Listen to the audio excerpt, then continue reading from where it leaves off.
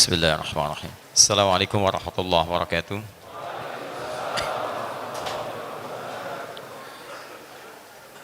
Alhamdulillahi wa kafa. Wassalatu wassalamu ala rasulillahil mustafa wa ala alihi wa sahbihi wa man wafa. Amma ba'd. Fa ya ibadallah, usi nafsi wa iyyakum bitaqwallahi faqad fazal muttaqun. Fala tamutunna illa wa antum muslimun. Faqala ta'ala: يا أيها الذين آمنوا اتقوا الله حق تقاته ولا تموتن إلا وأنتم مسلمون. وقال يا أيها الناس اتقوا ربكم الذي خلقكم من نفس واحدة وخلق منها زوجها وبث منهما رجالا كثيرا ونساء واتقوا الله الذي تساءلون به والأرحام إن الله كان عليكم رقيبا. Saudara-saudariku dan pemirsa Akhir TV dimanapun Anda berada, alhamdulillah malam ini telah masuk pada penanggalan 19 Rabiul Awal 1439 Hijrah. Kita mendapatkan kesempatan yang sungguh terbaik dari Allah Subhanahu wa taala, yaitu kesempatan untuk bisa terus meniti nilai-nilai ibadah kita, menutupi kekurangan kita, sehingga dengan bekal itu saat kita pada waktunya kembali kepada Allah, insya Allah sudah semakin lebih baik dalam pandangan Allah Subhanahu wa taala. Dan sampai tadi kita sudah awali jumpa kita di maghrib ini dengan menunaikan salat maghrib berjamaah, sunnah dari Al-Quran, bahkan dari hadis-hadis Nabi SAW, adalah kita mencoba berdoa kepada Allah Subhanahu wa taala dalam setiap amalan yang telah kita kerjakan. Semoga Allah Subhanahu wa taala berkenan menerima seluruh amalan kita sampai maghrib ini, terkhusus amalan salat maghrib beserta amalan-amalan sunnahnya. Teman-teman sekalian, jumpa kita malam ini cukup spesial, dan bahasan AKS Al-Quran Sunnah Solution pada malam ini juga menjadi istimewa, karena tidak sekedar membahas tentang topik yang juga terkait dengan materi kita, tapi lebih istimewa untuk malam ini dengan menghadirkan juga insya Allah tamu, sahabat dan saudara kita yang juga cukup istimewa. Sebetulnya ada satu kursi lagi, cuman kami simpan di belakang karena nampaknya sampai malam ini orangnya tidak datang gitu ya. Jadi kami simpan di belakang. Sama, beliau punya masalah dengan Abu, saya punya masalah dengan Abu, jadi abu-abu ya. Baik. Jadi setiap yang abu-abu itu tidak jelas. Karena itu kursinya kita taruh di belakang. Baik, kita yang hitam putih saja ya. Baik. Kami putih, antum hitam lah, jelas jadi begitu. Baik, sudah. Kita coba buka sedikit pelan-pelan. Kita ini teman-teman sekalian sedang dianugerahi oleh Allah Subhanahu wa taala di masa kini anugerah yang luar biasa. Itu tidak didapati barangkali dalam waktu yang singkat, butuh tenunan waktu bahkan bertahun-tahun. Apa anugerah itu? Yaitu anugerah semangat yang dihadirkan pada kolbu muslim Indonesia untuk mendekat kepada Allah Subhanahu wa taala dengan pendekatan yang lebih mulia. Apa pendekatan dengan lebih mulia itu? Inilah yang terbaik teman-teman sekalian. Ternyata pendekatan kepada Allah dengan ranah ibadah itu pesan dari Nabi-Nya akan lebih mulia jika itu dilengkapi, diawali dengan bekal pengetahuan. Anda ingin salat, Anda belajar bagaimana cara salat yang baik. Anda ingin zakat, Anda belajar bagaimana cara zakat yang baik. Anda ingin haji, Anda belajar bagaimana cara haji yang baik. Dan tempat ketika Nabi mengajarkan pengetahuan itu adalah masjid. Masjid bukan hanya tempat untuk ta'lim. Ada ahlus sufah, ada tempat untuk berinfak, ada tempat untuk berbagi dalam kebaikan, ada tempat untuk bisa mengentaskan segala kegelisahan. Alhamdulillah, saat-saat ini, momentum yang paling membahagiakan saat ini, Allah tanamkan dalam jiwa-jiwa muslim Indonesia kesenangan, kebahagiaan untuk datang ke masjid, merapatkan barisan di masjid untuk memenuhi majlis-majlis ta'lim. Kami kunjungi beberapa tempat di Indonesia, Masya Allah, dari Jawanya sampai ke ujungnya, sampai ke Sumateranya, sampai ke Sulawesinya, sampai ke Kalimantannya. Berita baiknya bagi kita, ada cahaya-cahaya Islam mulai terpancar di masjid, yang dengan itu kita kirimkan inspirasi pada dunia. Insya Allah Islam akan muncul warnanya dari Indonesia dan memberikan nilai-nilai kemuliaan bagi seluruh dunia insya Allah. Takbir. Namun fitrah dalam kehidupan, setiap ada kebaikan itu akan ada bersanding dengan lawannya yang tidak baik, bukan untuk menghadirkan sebuah kesulitan bagi kita untuk menghadapi kebaikan, bukan. Tapi hadirnya tantangan itu, satu, supaya Allah bisa menguji kita di mana kesungguhan kita untuk bisa menampilkan kebaikan itu, sekaligus untuk memberikan pahala-pahala terbaik bagi kita semuanya. Karena itu, saat Allah menciptakan jujur, ada lawannya dusta. Supaya dengan dusta itu bukan berarti kita mesti berdusta, bukan. Dengan dusta itu diciptakan untuk menguji apakah kejujuran kita konsisten atau tidak. Ketika kita jujur, pahala diberikan. Ketika kita berusaha, ada ikhtiar semakin lebih baik lagi. Nah teman-teman sekalian, dalam hal saat ini umat Islam bersatu untuk menghadirkan nilai-nilai keislaman dalam berbangsa kita, bukan ingin merubah bangsa ini jadi bangsa yang berbeda asas atau misalnya mohon maaf dasarnya, itu tidak perlu dilakukan. Negara kita Indonesia sudah bagus, bahkan segala pasalnya mewakili kita untuk bisa menerjemahkan nilai-nilai ibadah dalam kehidupan berbangsa kita. Yang sekarang kurang di kita itu, bagaimana kita bisa mengamalkan nilai undang-undang dalam bentuk mengamalkan nilai ibadah dalam kehidupan kita. Perhatikan dasar negara kita, Pancasila. Sila pertamanya ketuhanan yang Maha Esa. Cara memahaminya pasal 29. Ayat satunya, negara berdasar atas ketuhanan yang Maha Esa. Bagaimana menerjemahkan pasal ini supaya negara bisa menjamin penduduknya bisa mengamalkan ketuhanan yang Maha Esa. Pasal 29 ayat 2-nya, negara menjamin kemerdekaan tiap-tiap penduduk untuk memeluk agamanya masing-masing dan beribadah menurut agama dan kepercayaannya itu. Maka kalau kita beribadah dengan nilai-nilai Islam, itu dijamin oleh undang-undang. Bagaimana cara beribadah itu? Dalam Islam cara ibadahnya mesti kafah, menerjemahkan nilai-nilai keislaman dalam lingkup kehidupan kita. Maka bagaimana saat memandang, pandangannya Islami, lihat yang baik-baik, yang jelek tinggalkan. Tapi terjemahnya yang bagus ya, sendal baik ambil, sendal jelek tinggalkan, bukan yang gitu. Ya, yang menurut Allah baik kita ambil, yang jelek tinggalkan. Lisannya baik, tidak ada lisan dusta. Telinganya baik, tidak mendengar yang buruk-buruk, termasuk tangan sampai ujung kakinya. Maka dari itulah kalau umat Islam di Indonesia yang jumlahnya terbesar di dunia, semuanya menerapkan nilai Islam dalam kehidupan. Pengusaha tangannya baik, tidak ada maksiat dengan tangan.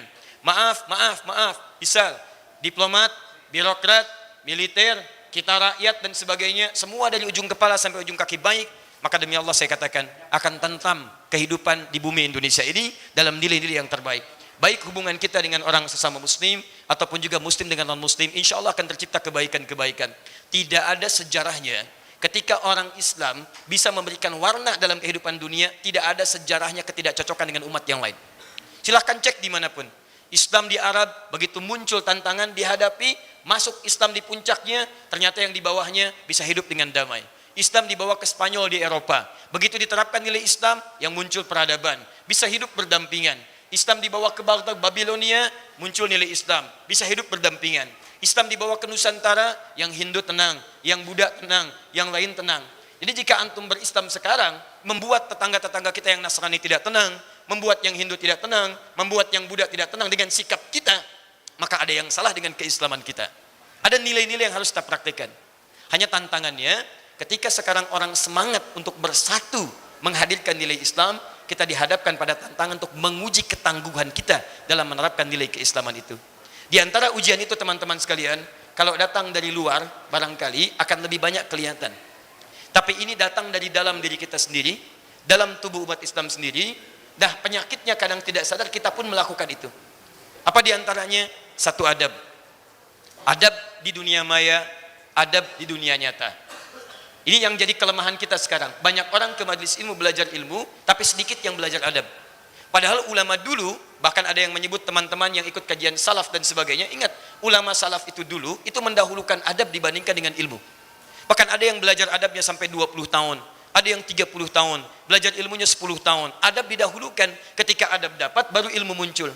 Imam An-Nawawi, kebanyakan orang mengkajinya Al-Arba'in 42 hadis, Riyadus Shalihin 1896 hadis. Padahal yang beliau tulis pertama kali tentang adabnya dulu, At-Tibyan fi Adab Hamalatil Quran. Begitu menguasai adabnya, Al-Arba'in akan cepat dikuasai. Riyadus Shalihin akan gampang dipahami. Al-Majmu'nya akan gampang kita telan. Adabnya dulu. Kiai Haji Muhammad Hashim bin Asy'ari menulis 19 kitab. Sebelum menulis Risalah Ahlus Sunnah Al-Jamaah, An-Nurul Mubin fi Mahabbati Sayyidil Mursalin, dan turunan yang lainnya, yang ditulis pertama apa? Kitab adab dulu. Jadi ini kelemahan kita sekarang, sehingga mohon maaf kita ingin menegakkan nilai Islam di dunia maya, adabnya hilang. Adabnya hilang. Silahkan cek betapa banyak di antara kita saling mencela, betapa banyak di antara kita saling menuduh, betapa banyak kita mohon maaf saling menyalahkan, saling membuat hal yang tidak baik dalam kehidupan. Padahal antum tahu ketika mengerjakan itu salah. Tapi kenapa bisa muncul? Ada sesuatu yang mesti kita kaji. Dan yang hebat teman-teman sekalian, dunia nyata pun tidak ingin ketinggalan. Hadir di lingkungan kita dalam nilai-nilai dunia nyata yang sekarang dihadapkan pada tantangan besar kepada kita. Inilah kemudian ada yang mengaku muslim, hadir di sekitaran kita, tapi tidak beradab bukan hanya dengan sesama makhluk, tapi bahkan adabnya kepada Allah Subhanahu wa taala tidak ditemukan. Karena itulah malam ini kita coba akan kupas teman-teman sekalian, wilayah-wilayah adab itu, bagaimana kemudian kita bisa menyikapinya. Dan berita hebatnya, alhamdulillah, saya sangat bersyukur kepada Allah Subhanahu wa taala, dalam 3 hari kebelakang ini Allah telah titipkan di lisan-lisan dan tulisan tangan orang ini hadis-hadis Nabi sallallahu alaihi wasallam dan nilai-nilai pengetahuan yang Allah tanamkan pada kita sebagai informasi besar bahwa kita menghadapi tantangan yang tidak mudah. Ada sesuatu yang kita bisa kaji malam ini, plus saya datangkan dengan kitabnya, dengan referensinya yang telah ditulis ratusan tahun yang lalu. Ternyata kita dapatkan sekarang nilai-nilainya, plus dengan tokoh-tokohnya, plus dengan data-datanya. Mudah-mudahan dengan semua itu kita bisa menyikapi dengan baik, dan nanti kita akan berbagi dengan Ustadz Felix. Tapi ingat, pembicaraan kita pembicaraan yang ilmiah. Ilmiah itu sifatnya ada argumentasi, ada data, ada hitamnya, ada putihnya. Yang abu-abu tidak kita bahas, ya. Baik. Alhamdulillah. Baik ya. Alhamdulillah. Celananya hitam, bajunya putih, ya. Baik. Yang hijau yang tidak jelas tidak kita angkat. Baik.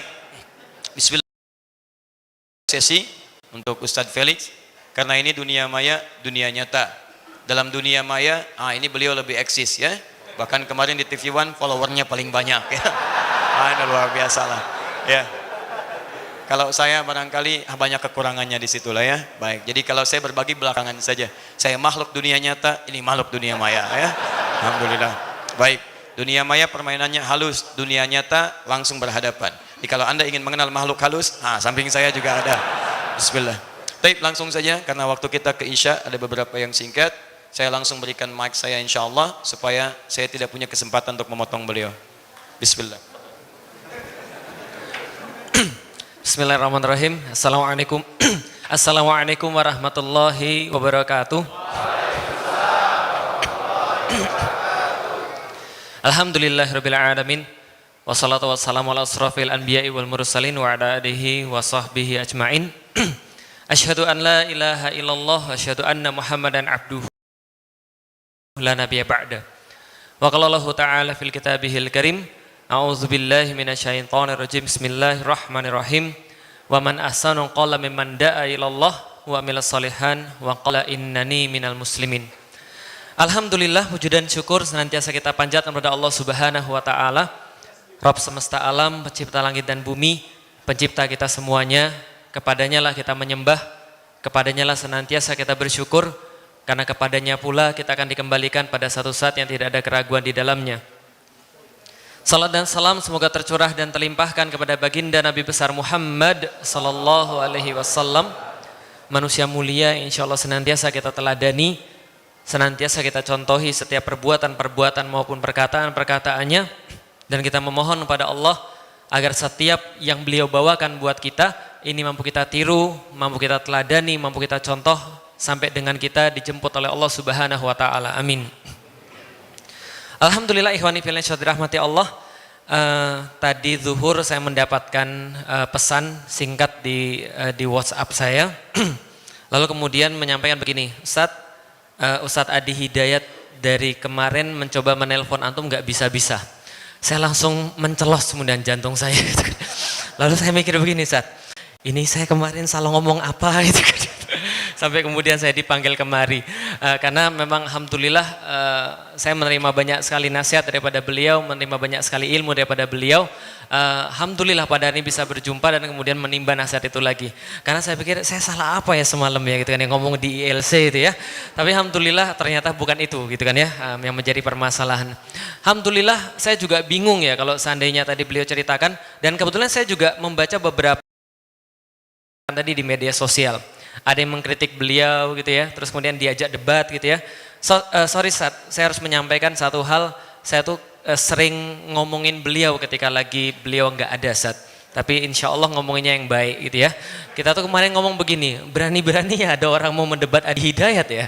Lah kalau saya tuh mau debat ke Adi Hidayat itu ya, degan ketemu dengan Ustaz Adi daripada kemudian kemarin di acara. Lah kenapa? Karena kalau seandainya ketemu yang kemarin nggak ada masalah. Kalau misalnya debat sama Adi Hidayat itu ya, baik kita mulai acara debatnya. Beliau mungkin bilang, Assalamualaikum warahmatullahi wabarakatuh. Makasih Ustaz, saya sudah paham. Mohon maaf aja gitu. Enggak, jadi artinya alhamdulillah ya. Jadi memang ajaib, memang mungkin pengetahuannya luar biasa ya sehingga beliau kemudian berani kemudian untuk berdebat tadi. Tapi kita hargai bagaimanapun juga banyak orang yang mencari cara bagaimana caranya bisa lebih bagus daripada Ustaz Adi Hidayat. Dan itu adalah sesuatu yang baik di Indonesia insya Allah. Cari apa sebenarnya yang saya bisa lebih hebat daripada Ustaz Adi Hidayat. Kalau hafalannya kita pikir tidak usah diragukan ya, posisi dan sebagainya, walaupun saya juga mengatakan, loh emang saya nggak bisa, saya juga bisa. Katanya kanan atas itu Mikitarian, ya, tengah atas Lukaku, gitu ya jelas ya. Nah, tapi ternyata beliau juga tahu lebih banyak daripada saya soal bola gitu kan. Jadi saya juga mau nyerah. Akhirnya setelah saya cari-cari, ada satu hal yang insya Allah saya lebih tahu daripada beliau dan beliau nggak mungkin lebih tahu daripada saya.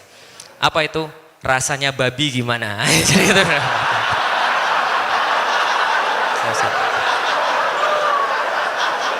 Nanti jangan sampai di media sosial antum posting yang itunya gitu. Enggak, jadi gini Bapak Ibu sekalian atau teman-teman sekalian. Alhamdulillah. Jadi kita ini hidup di dalam dunia yang memang sekarang lebih banyak dunia mayanya ya. Dan saya sudah nulis dalam buku saya judulnya The Art of Dakwah, bahwa dalam buku The Art of Dakwah ini ada perubahan lanskap dakwah yang sangat besar, yaitu adalah bahwa dakwah ini mulai banyak sekali di media sosial, dan itu mulainya ketika tahun 2007 ketika teman-teman lebih banyak punya handphone, dan bahkan waktu itu pun tukang becak pun punya handphone, dan peningkatannya itu tinggi sekali. Jadi kalau bisa dibandingkan datanya pada tahun 2014 itu BPS mengeluarkan data bahwa tahun 2014 dan tahun 2015 prediksi mereka pengguna internet itu sudah 88 juta orang. Bisa difahami ya? Jadi 88 juta pengguna internet. Setelah kemudian diteliti pada tahun 2015 ternyata bukan 88 juta pengguna internet tapi 96 juta pengguna internet. Sekarang katanya roughly sekitar 100 sampai 115 juta pengguna internet di Indonesia. Yang menarik adalah teman-teman sekalian, setelah dilihat daripada data BPS tadi, ternyata di antara 100-an juta pengguna internet itu, ternyata 80% digital native. Digital native ini adalah orang-orang yang mereka lebih banyak hidup di media sosial dan sudah tidak lagi analog. Kalau saya, Ustadz Adi, itu lahir di zaman analog, tapi beraktivitas di dunia digital. Maka kita sebenarnya penjembatan antara dunia analog dan dunia digital. Tapi ada orang-orang yang sudah lahir di dunia analog nggak bisa beradaptasi dengan dunia digital. Ada pula orang-orang dunia digital yang tidak lagi tahu tentang dunia analog. Inilah namanya digital native. Ciri-cirinya dipublis oleh media, ciri-ciri digital native ini adalah satu, mereka lebih rela kehilangan kuping daripada kehilangan paket internet. Ini mereka. Jadi saking kemudian keterlibatan mereka dengan HP ini sangat tinggi sekali dengan gadget ini. Maka mereka lebih mementingkan paket internet daripada telinga mereka. Ini adalah kemudian dunia digital native. Nah, ternyata 80% daripada ratusan juta itu atau sekitar 80 juta orang di Indonesia itu beraktivitas di internet. Pertanyaannya, mereka beraktivitas di internet berapa lama? Di zaman saya, tahun 90-an, tahun 80-an, itu yang paling banyak media penyebaran adalah televisi. Maka orang-orang melihat televisi rata-rata 5 setengah jam per hari di zaman saya. Ciri-cirinya apa? Bapak-bapak yang lahir tahun 80-an, angkat tangan. Yang lahir tahun 80-an? Nggak ada. Atau lebih bawah daripada tahun 80-an, 75, 77 gitu. Siapa pembawa acara dunia dalam berita? Sudah pasti paham. Jadwal-jadwal TV biasanya kita apal. Itu yang nggak mungkin diapalkan pada orang-orang zaman sekarang. Kenapa? Dunianya beda. Kita nonton TV, mereka tidak. Ternyata zaman sekarang TV itu tidak banyak yang nonton. Mungkin sekitar 3,5 jam per hari. Dan ternyata banyaknya orang-orang menghabiskan di dunia media itu habisnya di internet sekitar 50 menit itu di dunia internet. Dan ternyata 90% atau lebih itu dihabiskan di media sosial. Bisa dipahami sampai di sini? Bahwa ada perubahan lanskap yang cukup besar pada dunia dakwah, bahwa aktivitas-aktivitas dakwah yang dulu ada di koran, dulu ada kemudian di televisi, kemudian sekarang masuk ke dalam dunia maya, media sosial, sebagai tempat penyebaran yang paling besar. Maka siapapun yang bisa eksis di dunia maya, maka dia memimpin apa yang terjadi di dunia nyata. Begitu Ustaz. Alhamdulillah gitu. Ini bukan apa-apa. Saya jadi grogi. Masyarakat nyata, masyarakat analog, prolog. Baik, jadi kita lanjutkan, alhamdulillah. Jadi ini adalah kemudian perubahan lanskap yang cukup besar. Nah sehingga banyaklah kemudian perdebatan-perdebatan itu sekarang dunia media sosial teman-teman sekalian. Nah perlu kita sampaikan sebenarnya teman-teman sekalian, apa sih kunci daripada semua ini? Kuncinya yang pengen saya sampaikan pada malam ini sebelum kita kemudian sholat isya adalah inti daripada dakwah teman-teman sekalian yang mengawali daripada adab, ilmu dan sebagainya yang saya pelajari dari beliau, saya pelajari daripada ustadz-ustadz yang sekarang insya Allah ikhlas berdakwah di Indonesia. Ini ada satu hal yang menjadi inti daripada dakwah. Andaikan kita berbicara tentang ukhuwah, maka inti daripada ukhuwah adalah mahabbah, saling cinta di antara kita. Tapi inti daripada dakwah adalah rahmah, adalah rasa cinta. Maka kemudian Rasulullah Shallallahu Alaihi Wasallam itu menyampaikan dalam salah satu hadisnya, la yu'minuna ahadukum hatta yuhibba li akhi ma yuhibbu li nafsih. Tidak beriman seseorang sempurna keimanannya sebelum dia mencintai bagi saudaranya apa yang dia cintai bagi dirinya sendiri. Coba kita lihat teman-teman sekalian. Antum nonton misalnya bioskop misalnya, satu film yang bagus. Abis nonton bioskop, kalau antum senang dengan bioskop tadi, filmnya, antum pasti akan sebarkan kemana-mana. Antum baru pulang dari satu restoran misalnya, habis makan satu makanan yang enak, antum pasti pengen ngajak orang yang paling antum cintai dalam hidup antum, betul kan ya?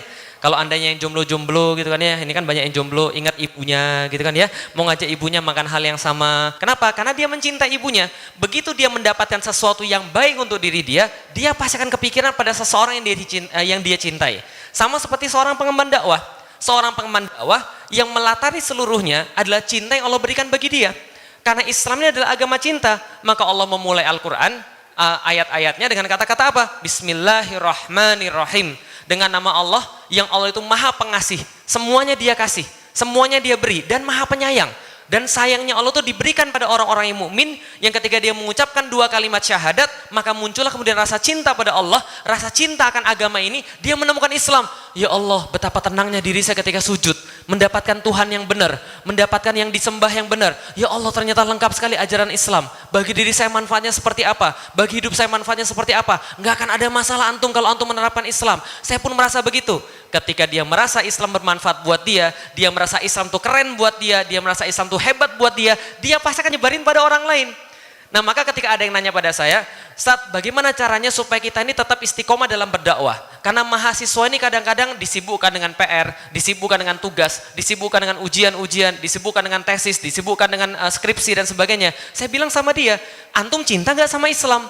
Antum cinta nggak dengan Allah dan Rasul? Kalau antum mencintai Islam, mencintai Allah dan Rasul, antum pasti akan mencintai manusia. Kalau antum mencintai manusia, antum mau apa yang antum rasakan itu dirasakan oleh semua manusia. Dari situ muncul orang berdakwah dari hati, karena dia cinta pada orang-orang. Nggak akan muncul dia menyalahkan orang lain dengan sedemikian mudah. Lah kenapa? Karena dia cinta. Contoh, pengantin baru, itu biasanya masih banyak rasa cintanya. Betul begitu? Kalau misalnya istrinya kesandung gitu kan ya, kemudian dibilang, sakit di mana dek? Ada yang perlu diperbaiki di mana? Ini jalannya memang parah ini. Masa kamu sampai tersandung? Itu pas masih ada banyak cinta. Tapi biasanya kalau sudah nggak ada cinta lagi, yang ada adalah menyalahkan, gitu kan ya? Istrinya kesandung, ngomongnya kayak tadi, bukan? Ngomongnya, makanya kalau jalan pakai mata, misalnya gitu. Lah dia mulai menyalahkan. Dia seneng ketika ada orang lain berbuat salah, karena dia bisa bilang, makanya kan kamu si bandel, dia mulai senang menyalahkan.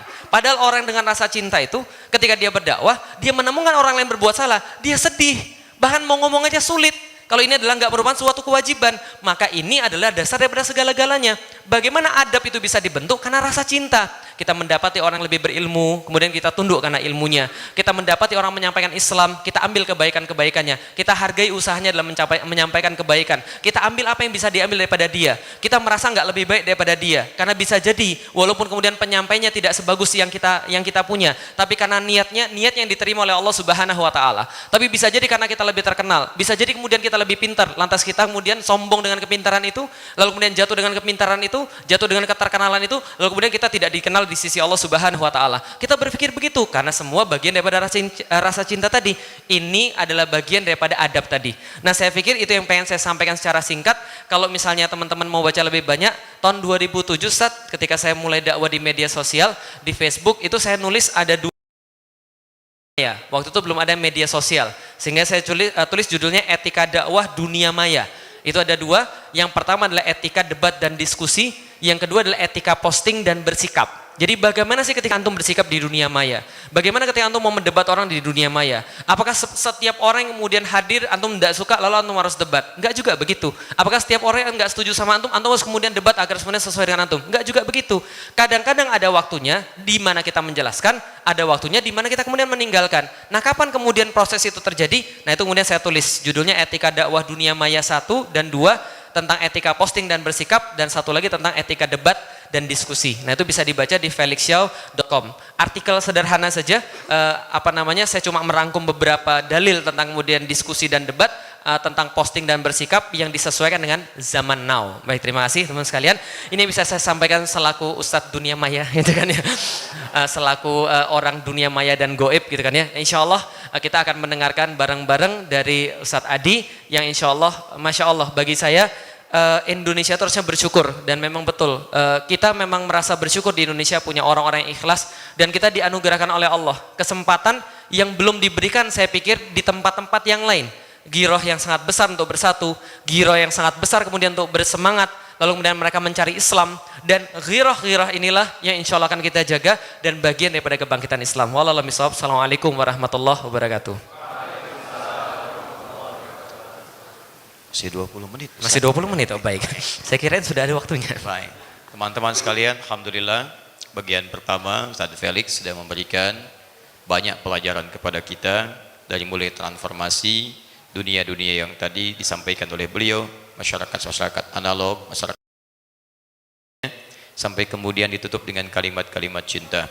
Saya sangat berharap mudah-mudahan dengan nilai-nilai apa yang disampaikan meresap dalam kolbu kita, dan beliau pun saya kira malam ini naik jadi statusnya dari Ustadz dunia maya jadi Ustadz dunia cinta, ya. Baik, karena cinta kebaikan yang beliau tampilkan, insya Allah.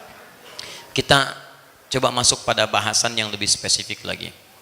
Dan di sini nanti kita akan temukan beberapa pelajaran-pelajaran penting, karena biasanya teori yang paling ideal belum tentu menampilkan praktek yang diharapkan.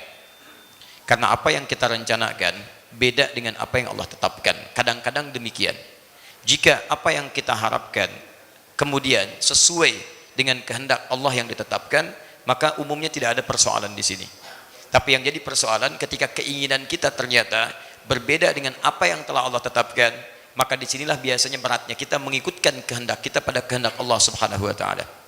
Nah, ideal konsep yang tadi disampaikan, idealnya demikian. Kita hadir dengan cinta, kita hadir dengan ukhuwah, tapi mesti diingat bahwa fitrah kehidupan, karena kita ini makhluk surga, bukan makhluk dunia. Karena ayah kita berasal dari surga, kita akan kembali ke surga. Quran surah kedua Al-Baqarah ayat 35. Qulna ya Adamu uskun anta wa zawjukal jannah. Dan kami firmankan kepada Adam beserta pasangannya, silahkan kamu masuk ke dalam surga, nikmati segalanya di sana. Di orang tua kita makhluk surga, bahkan ketika diberi tugas turun ke bumi, itu kalimatnya jelas, tinggalnya cuma sementara ya, nanti balik lagi. Lihat kalimatnya ayat 36-nya teman-teman sekalian. Setelah mengatakan fa'azallahuma syaitanu anha fa'akhrajahuma mimma kana fi, perhatikan kalimatnya, wa qulna ihbitu ba'dukum li ba'din adu wa lakum fil ardi mustaqarrun wa mata'un ila hin. Silahkan tinggal di bumi, tapi bumi itu cuma sementara. Kalaupun nikmat cuma sementara, kalaupun terasa tidak menyenangkan cuma sementara. Setelah itu pulang lagi ke tempat kalian. Karena itulah teman-teman kita hadir di sini untuk mencari bekal. Bekal itulah yang kemudian nilai frame-nya dibingkai oleh Allah dalam bentuk petunjuk, supaya ketika kita mencari bekal tidak salah kita mencari bekalnya. Petunjuknya disebut dengan hudan. Hudan itulah yang diturunkan kepada Adam ketika Adam turun ke bumi. Quran surah kedua ayat 38. Lihat kalimatnya, qulna ihbitu minha jami'a fa imma ya'tiyannakum minni hudan. Silahkan turun semua ke bumi. Kalau saat hidup di bumi nanti kami akan turunkan petunjuk hidup. Supaya dengan petunjuk itu saat diikuti, alla khaufun 'alaihim wa lahum yahzanun. Ikuti itu, saya jamin hidupnya tenang, hidupnya senang. Nah, teman-teman sekalian, semua berganti generasi, ganti nabi, ganti rasul, berdatangan generasi baru, petunjuk Allah tetap jadi rahmat untuk kita, tidak pernah ditiadakan. Sampai datangnya Nabi Muhammad SAW, tetap Allah berikan hudan. Nabi Musa diberikan hudan. Quran surah ke-17 ayat yang kedua. Wa ataina Musa al-kitaba wa ja'alnahu hudan li Bani Israil. Musa diberi kitab jadi hudan. Isa diberi kitab jadi hudan. Quran surah 19 ayat 31 sampai 33-nya. Teman-teman sekalian semua punya. Nabi Muhammad SAW diberikan hudan. Apa bentuknya? Quran surah kedua Al-Baqarah ayat 185. Paling kiri di pertengahan. Syahrul Ramadan alladzi unzila fihi al-Quran hudan. Hudan linnas. Di era Nabi Muhammad SAW sampai berakhirnya kehidupan manusia, maka hudannya berada dalam bentuk Al-Quran. Dalam Quran itulah dijelaskan prinsip kehidupan, penjelasan Al-Quran di lisan Nabi Muhammad SAW, penjelasan Al-Quran dan hadis Nabi tentang apa yang disampaikan Ustadz Felix tadi, ternyata keterangannya luar biasa. Semua tantangan-tantangan kehidupan yang dilakukan dengan penuh cinta akan menghadapi lawannya sebagai ujian seriusan bagi kita, sekaligus pemberian pahala. Kalau tidak ada lawannya, tidak mungkin sifat mahabbah bisa muncul dalam kehidupan. Contoh, saat Allah menciptakan sabar akan dibuat lawannya. Marah misalnya.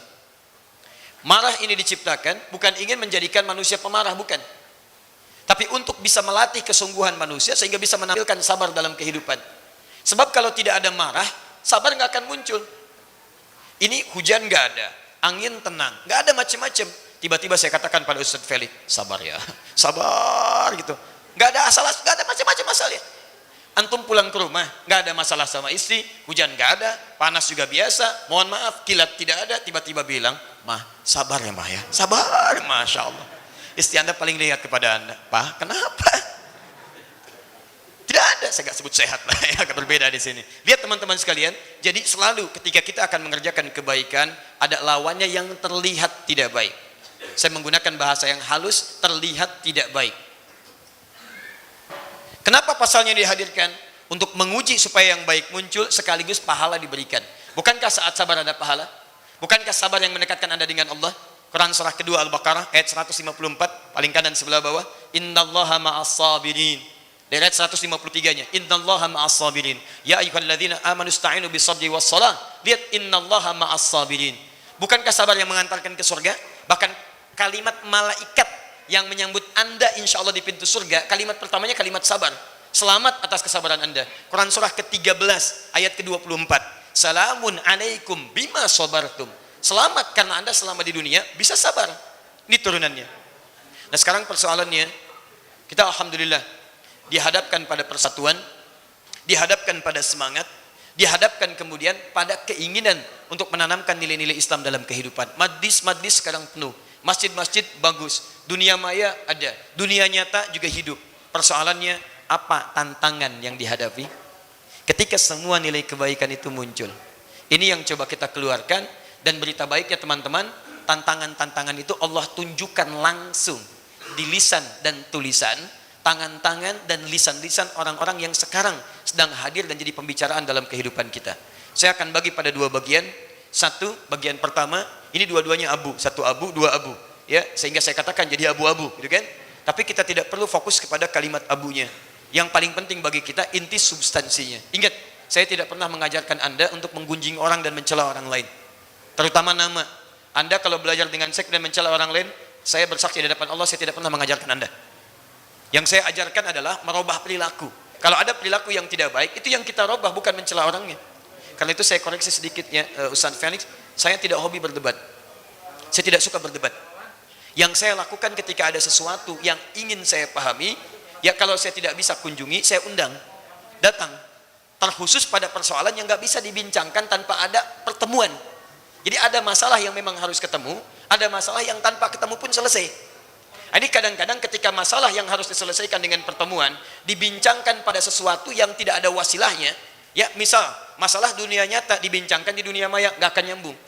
Dan bukan menghadirkan solusi, yang menghadirkan masalah yang berkembang luas. Karena itulah teman-teman, ketika biasanya ada persoalan-persoalan, saya lebih senang berdiskusi. Kemudian kita undang. Dan kita tidak usah merasa malu. Kalau kita salah, akui, sampaikan bahwa kami salah, yang benar yang seperti ini. Jika kita benar, jangan menggurui dan tutup aibnya. Tidak usah diumbar keluar.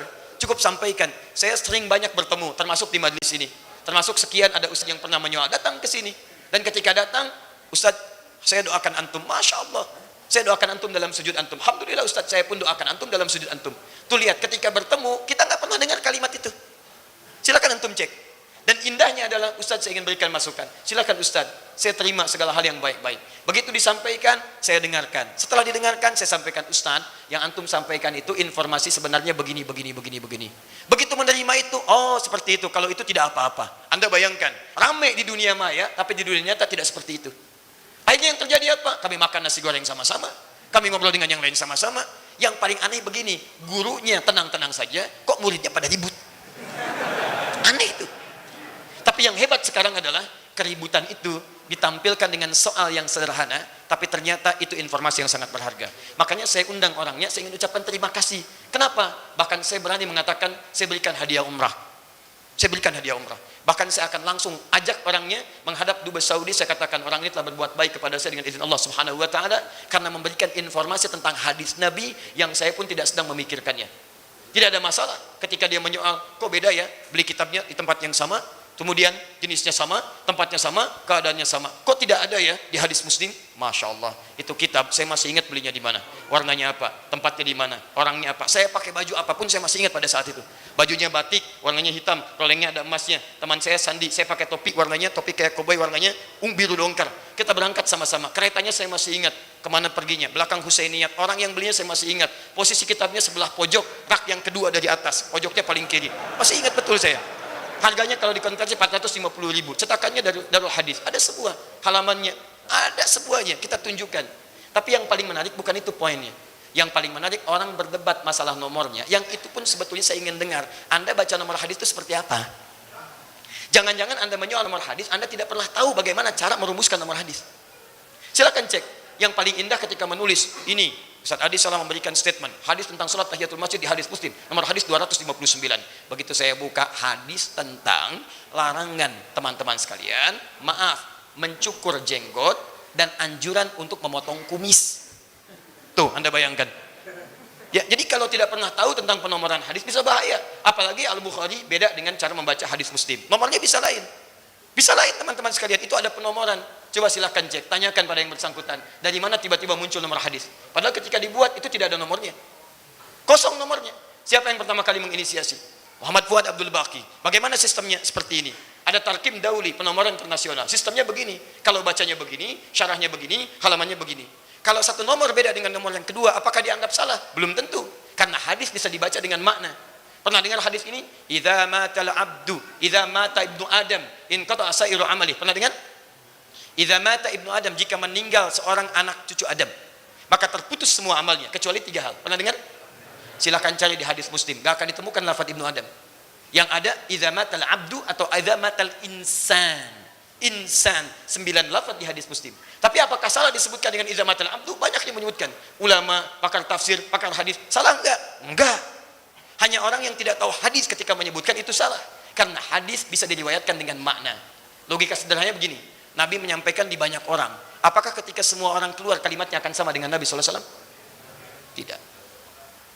Ustaz Felix pada hari ini datang mengatakan bahwa beliau Ustaz dunia maya, menyampaikan dengan penuh cinta dan ditutup dengan kalimat-kalimat cinta. Ya, ada perbedaan dengan Ustaz Adi. Perbedaannya adalah cuman masalah makan daging babi, misal gitu kan? Misal saja, misal. Saya sampaikan seperti ini, Anda keluar lagi, ulang kalimat saya dengan serupa. Ustaz Felix, mic-nya masih ada, ulangi. Serius nih Ustaz. Sudah, hadisnya dhaif. Baik. Teman-teman sekalian. Baik. Alhamdulillah. Baik. Enggak apa-apa. Enggak apa-apa, itu lebih baik daripada menyampaikan salah. Tapi ketika menyampaikan sesuatu dengan kalimat berbeda, substansi sama, itulah bedanya hadis dengan Al-Qur'an. Kalau Al-Quran dijamin oleh Allah, lafaz dan maknanya tidak akan berubah. Makanya dari zaman old sampai zaman now, itu sama semua. Gak ada beda. Jaminannya ada, Quran surah 15 ayat 9. Inna nahnu nazzalna dzikra wa inna lahu lahafizun. Kami yang turunkan Al-Quran sebagai zikir peringatan bagi manusia, kami yang jaga, Allah yang jaga. Antum gak usah repot-repot jagain, Allah yang jaga. Sampai kiamat terjadi, sampai kembali pada Allah akan sama dari awal sampai akhirnya. Tapi hadis tidak ada jaminan menjaga lafadznya. yang ada keterangan bahwa itu semua bersumber dari wahyu yang Allah sampaikan pada Nabi. Quran surah ke-68. Lihat teman-teman, ketika Allah firmankan kepada Nabi sallallahu alaihi wasallam dari ayat surah 53-nya dulu. Apa surah 53? Wan najmi idza hawa ma dhalla sahibukum wa tiku anil hawa in huwa illa wahyu yuha. Quran surah 53-nya dulu dari ayat 3 sampai 4-nya. Lihat baik-baik kalimatnya. Hadis yang disampaikan oleh Nabi kata Allah Subhanahu wa taala itu substansinya wahyu yang diturunkan oleh Allah kepada beliau. Cuman lafadznya tidak dijaga. Untuk membedakan Al-Qur'an dengan hadis. Bayangkan kalau Al-Qur'an, maaf, dan hadis pun, hadis teman-teman sekalian, itu pun lafadznya harus persis sama. Berapa banyak kitab yang harus dikumpulkan? Yang harus antum hafalkan. Yang dibawa kemana-mana. Mushaf yang sekarang saja tebalnya sudah luar biasa. Dan itu dimudahkan. Bagaimana dengan hadis yang dikumpulkan sekian jilid yang antum harus hafalkan? Karena itulah atas berkat rahmat Allah yang Maha Kuasa dan dengan didorongkan oleh keinginan luhur dari kita semua, ketika kita berinteraksi dengan hadis, kita tidak harus menghafalkan lafadznya, tapi bisa diriwayatkan dengan maknanya. Karena itu hadis basmalah ada 70 hadis, hadis tentang makan ada 10 hadis, hadis tentang isbal bahkan ada yang menghitung sampai 143 hadis. Apa intinya? Kalimat yang sama dengan lafadz yang berbeda-beda, karena yang meriwayatkan belum tentu orang yang sama. Paham sampai sini? Yang paling menarik halaman 111. Di kitab saya ya, kalau kitab yang disebutkan saya kurang tahu karena nggak pernah nunjukin kitabnya, itu masalahnya ya. Nah, ini kitabnya ya, ini saya sering katakan, makanya ketika saya menerangkan hadis saya sering terangkan itu kitabnya, bukan saya ingin menyampaikan saya hafal, bukan. Maksud saya kalau orang ingin mencari itu bisa mencari yang sama dan dilihat, kalau saya keliru ingatkan, kalau benar berarti kita punya kitab yang sama. Cetakan Darul Hadis tahun 2005, warnanya biru dongker, ya kan? Saya sebutkan, buka halaman 111, paling kiri sebelah atas. Ustaz Felix bisa dicek misalnya, yang ini jilid pertama. Ya, halaman 111, posisi paling kiri sebelah atas, bab yang keempat, hadis nomor 6. Itu yang pernah saya sebutkan. Tafsir nomor 6 ada di nomor 7, keterangannya di bab yang selanjutnya. Gak usah capek-capek Ustaz, sudah saya tandain di sini.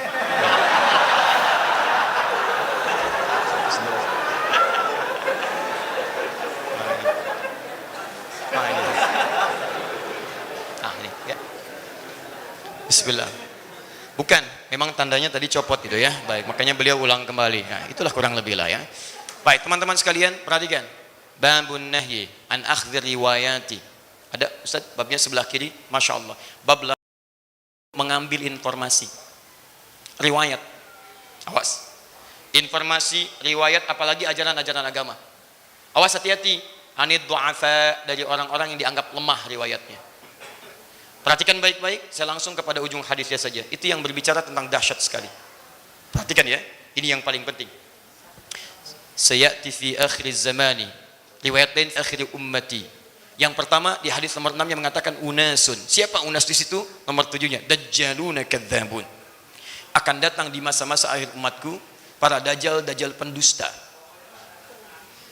Saya sering katakan pada Anda, kalau kalimat dajjal tanpa menggunakan sifatnya, kalau menggunakan masih berarti makhluknya. Masih dajjal itu masuk makhluknya yang menyerupai keadaan Nabi Isa alaihissalam. Tapi kalau dajjal saja itu diantara sifatnya. Apa diantara sifat dajjal? Dusta. Tapi dustanya bukan urusan dunia. Awas, hati-hati. Bukan masalah dagang berdusta. Kalau cuma dagang berdusta zaman jahiliyah sudah ada. Dan Nabi menyebutkannya bukan pada saat masa Nabi, tapi masa nanti setelah kehidupan Nabi SAW. Jadi kalau cuma dusta dalam urusan dunia, dusta, maaf ya, mengurangi timbangan, tidak jujur dalam usaha, itu orang jahiliyah sudah ada. Sudah ada. Makanya ketika ada pengusaha tidak jujur sekarang, dia telat. Dia sudah keduluan sama orang jahiliyah. Dia terlambat. Dan jangan bersaing sama orang jahiliyah, akan kalah. Pemabuk sekarang, mabuknya telat. Kalau ketemu orang mabuk sampaikan, mas telat. Keduluan sama orang jahiliyah. Dan jangan bersaing, gak akan menang. Gak akan menang. Kalau ada yang punya kedudukan sombong, katakan, Anda telat, sudah keduluan sama Fir'aun, sama Abu Jahal, Abu Lahab, dan Abu-Abu yang lainnya. Tuh. Abu tuh begitu, selalu punya masalah. Ya, sudahlah ya, sudahlah. Baik-baik ke sini, lihat fokus. Sudah, jangan mikirkan yang tidak-tidak. Ingat ya, pelajaran kita fokus. Sudah, baik. Siapa Dajjal ini? Ini hal yang paling penting. Saya langsung lihat, bacakan kitabnya. Khawatirnya nanti tidak dipercaya lagi, ya. Sekarang perhatikan baik-baik. Bismillahirrahmanirrahim.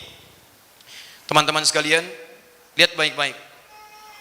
Qala Abdullah, ini syarahnya. Inna syaitana la yatamatsalu fi suratir rajul fayatil qauma fayuhaddithuhum bil hadithi minal kadhib fayatafarraqun. Siapa Dajjal yang disebut oleh Nabi ini? Maksud sifat-sifat pendusta seperti Dajjal itu adalah kemunculan orang-orang yang tidak jelas. Datang di tengah masyarakat, membuat isu-isu di masyarakat sehingga terpecah masyarakat pada saat itu. Perhatikan, saat orang rame-rame menyoal beberapa hal, saya diberikan anugerah oleh Allah Subhanahu wa taala, terlihatnya seperti tidak menyenangkan, tapi sebetulnya itu informasi dari Allah Subhanahu wa taala. Akan muncul orang-orang yang gak jelas nih siapa sebetulnya. Di dunia maya gak kelihatan, dilacak gak ketemu, cari-cari gak ada. Muncul aja. Dan paling anehnya begini, perhatikan tuh baik-baik ya. Setiap kita berusaha untuk bersatu, menghadirkan nilai Islam dalam kebaikan, terlepas dari perbedaan yang ada, yang bisa didiskusikan. Diambil satu poin yang sama, nilai kebaikannya. Setiap kita ingin mewujudkan nilai kebaikan, selalu muncul tuh yang seperti itu. Dulu kita arahkan, ayo kita sama-sama tingkatkan keislaman, tampakkan nilai keislaman, tiba-tiba jreng, potongan video muncul. Terus, satu tugasnya itu. Begitu sudah muncul, yang lain nyerang. 1, 2, 3, 4, 5, 6, muncul. Muncul istilah tahdzir. Tahdzir, ditulis buku, Manhaj Tahdzir Kelas Eksekutif. Itu masih ya, punya pengetahuan, punya macam-macam. Yang sekarang agak repot, naik kelas juga enggak. Yang dulu kelas eksekutif, yang sekarang naik kelas juga enggak. Makanya saya bikin bukunya agak repot kalau seperti itu. Tapi poinnya sama. Begitu video ini dicari, hilang. Yang berbahaya adalah ketika yang menyoal itu menggunakan dalil-dalil itu yang dimasalah. Saya urutkan ini siapa sebetulnya. Tapi yang paling menarik jawabannya ada pada hadis Nabi SAW. Saya menerangkan tentang sesuatu, itu kan momennya tentang persatuan. Saya ajak ayo bersatu, belajar ke ustadz ini, belajar ke ustadz ini, belajar ke ustadz ini. Mendekati momen persatuan, apa yang terjadi? Tiba-tiba jreng, muncul video baru. Selalu begitu. Dan yang dipotong itu yang paling aneh. Motong video bisa dipotong. Orang motong kue, dia motong video. Adi Hidayat mengkafirkan orang menyebut maulud. Demi Allah saya katakan, wah itu dusta luar biasa. Berdusta atas nama agama. Antum yang lihat video seutuhnya, antum tidak akan pernah menyimpulkan seperti itu. Paling aneh begini, yang paling aneh. Orang yang hadir di majlis ilmu seluruhnya yang datang, yang menyimak dari awal, tidak ada persoalan. Mau bel bunyi, mau tidak ada persoalan. Yang paling aneh, tidak pernah datang ke kajian, tidak melihat video secara utuh, tiba-tiba motong video disebarkan dan menyebarkan isu. Anda tahu apa yang terjadi? Hadis ini benar. Ketika itu disimpulkan, Allahu Akbar, muncullah orang begini. Sampai di Kuningan ada satu desa hampir berselisih karena potongan video yang ditampilkan itu. Bagaimana menganalisis itu semua sampai pada kesimpulan hadis Nabi apakah diakui atau tidak? Karena kata Abu yang lain itu 200 tahun setelah Nabi meninggal. Bagaimana kita menjadikan, awas enggak, kita jangan mengolok-olok orang, kita harus menjawab secara ilmiah sehingga kalimat-kalimatnya kita jadikan abu dalam kehidupan dan kita tinggalkan dalam kehidupan. Nanti saya bawakan kitab yang lain dan kitab ini akan membuat kita kaget teman-teman sekalian karena ternyata itu sudah disiapkan di masa lalu. Bagaimana keadaannya kita akan sambungkan setelah menunaikan sholat isya berjamaah. Diinformasikan bahwa majelis kami dan masjid kami di sini Al-Ihsan, kami coba untuk bisa menghadirkan nuansa keilmuan dengan izin Allah Subhanahu wa taala dan dengan warna yang tidak ada masalah. Sepanjang frame-nya ada dari Al-Qur'an, dari sunnah, kita coba tampilkan. Dari golongan-golongan manapun misalnya mau berdiskusi, kita coba sampaikan. Jadi kalau misalnya kemarin ada ustadz ini, kemarin ada dari Kanada, ada dari Maroko, ada dari yang lain, sepanjang ada frame Al-Quran dan Sunnah, kita coba ambil. Kalau dari situ ada sepakat, kita amal. Dengar sebagai pendapat. Mendengar itu kadang lebih penting dibandingkan kita mencela orang tanpa mendengar hujahnya. Jadi biasakan kita biasa mendengar, karena Allah titipkan 2 telinga kepada kita dan 1 mulut. Supaya telinga ini bisa lebih banyak mendengar, bisa lebih mencerna dengan baik, sehingga lisan punya pertimbangan ketika akan menyampaikan apapun. Nah ini kadang-kadang adab dalam kehidupan ini sulit dicerna bagi sementara orang. Lisannya lebih duluan keluar dibandingkan dengan pencernaannya. Kita akan teruskan, masih bersama kita semua, dan dengan Ustadz Felix juga, Ustadz Dunia Mata, Ustadz Dunia Maya, ya kan? Ustadz Nyata, Ustadz Halus, ya. Baik. Kita kembalikan teman-teman sekalian pada konsep kita tadi. Ya, baik. Alhamdulillah, berarti materi ini penting. Begitu penting dari sana, ya, gitu ya. Nah, itu kode namanya. Baik, teman-teman, kita kembalikan bahwa saat kita ingin menjadi baik, terlebih menerapkan nilai Islam dalam kebaikan itu. Jadi saya pernah sampaikan, baik itu di Quran dibagi 5 bagian. Ada Tayyib, Quran surah 2 ayat 168. Ada Khair, Quran surah ketiga ayat 110. Ada Ma'ruf, Quran surah ketiga ayat 104. Ada Ihsan, misalnya di diambil di Quran, misal surah ke-17 ayat 23, surah ke-46 ayat ke-15, ada juga salih, gabungan dari keempatnya, Quran surah ke-7 ayat 189. Nah, ada kebaikan yang belum tentu diisi dengan nilai Islam. Belum tentu itu. Kita menemukan non-muslim baik, ada non-muslim berbagi, kan? Non-muslim misalnya mengajak pada hal-hal yang baik secara norma-norma kemanusiaan, ada. Tapi ketika nilai itu ingin disebut sebagai baik menurut Allah, maka berubah kalimatnya jadi ihsan namanya. Ihsan. An ta'budallaha ka'annaka tarahu fa illam takun tarahu fa innahu yarak. Itu ada di hadis Muslim, nomor hadis yang ke-8. Di Al-Arba'in nomor hadis yang kedua. Nah, itulah sifat yang dituntut dari kita. Jadi kalau ingin berbuat baik dalam kehidupan, maka jangan cuma baik, nanggung. Kalau cuma baik, non-muslim juga bisa baik. Nilai kebaikan itu mesti diisi dengan nilai ibadah, nilai-nilai keislaman kita. Jadi kalau Anda jadi pegawai muslim yang baik. Tampilkan nilai Islam dalam kepegawaian Anda. Anda boleh silakan jadi dosen yang baik. Tapi ingat, ketika Anda ingin menampilkan nilai Islam dalam kebaikan itu, maka fitrahnya Anda akan menghadapi ujian-ujian kehidupan. Salah satunya adalah, di masa-masa yang akan datang, kata Nabi. Nabi bicara 15 abad lalu. Menunjukkan di akhir-akhir masa umatku, kata Nabi SAW, di antara tantangannya akan muncul. Ini tadi kita sebutkan, orang-orang pendusta yang tidak dikenal wujudnya. Sulit. Tiba-tiba muncul. Dia masuk kepada satu komunitas. Kemudian tiba-tiba komunitas itu saling berselisih, saling terpecah belah dan sebagainya. Alhamdulillah, belakangan ini hadis itu diingatkan kembali kepada kita semua dan kita mengucap syukur pada Allah Subhanahu wa taala untuk berhati-hati. Apa gambarannya? Saya teliti sedikit demi sedikit. Setiap kita ingin menanamkan nilai keislaman dengan baik, selalu muncul anonim-anonim di dunia maya. Nyerang habis. 1, 2, 3, 4. 2-3 hari ke belakang, saya sebetulnya tidak pernah mengomentari yang demikian. Tapi saya coba masuk ke dalamnya, hanya ingin tahu saja. Begitu kita masuk ke dalamnya, keluarlah kemudian akun-akun itu. Alhamdulillah, saya katakan syukur padamu ya Allah. Begitu kita masuk, ternyata muncul nama-nama akunnya. Ini daerah-daerah ini begini, ini begini, ini begini. Ini namanya. Ini anugerah terbesar dari Allah Subhanahu wa taala. Kenapa? Karena ketika Anda menemukan akun-akun demikian, dan tokoh-tokoh munculnya, itulah yang ditampakkan oleh Allah Subhanahu wa taala. Hadisnya muncul di tulisan tangannya, kalimatnya muncul di lisannya, dan muncul pula nama-nama yang adanya. Tapi saya tidak berkepentingan untuk menyebarkan nama-nama dimaksud, tapi hanya memberikan gambaran. Jika Anda menemukan akun di dunia maya seperti itu, tiba-tiba ketika ingin bersatu nyerang umat, nyerang begini dan sebagainya, maka itulah yang dimaksud oleh hadis Nabi SAW. Itu bukan dimaksud golongan-golongan sesuai dengan Al-Quran, Sunnah, bukan. Bukan yang disebut dengan macam-macam, misal Salafi, bukan. Karena Salafi tidak seperti itu.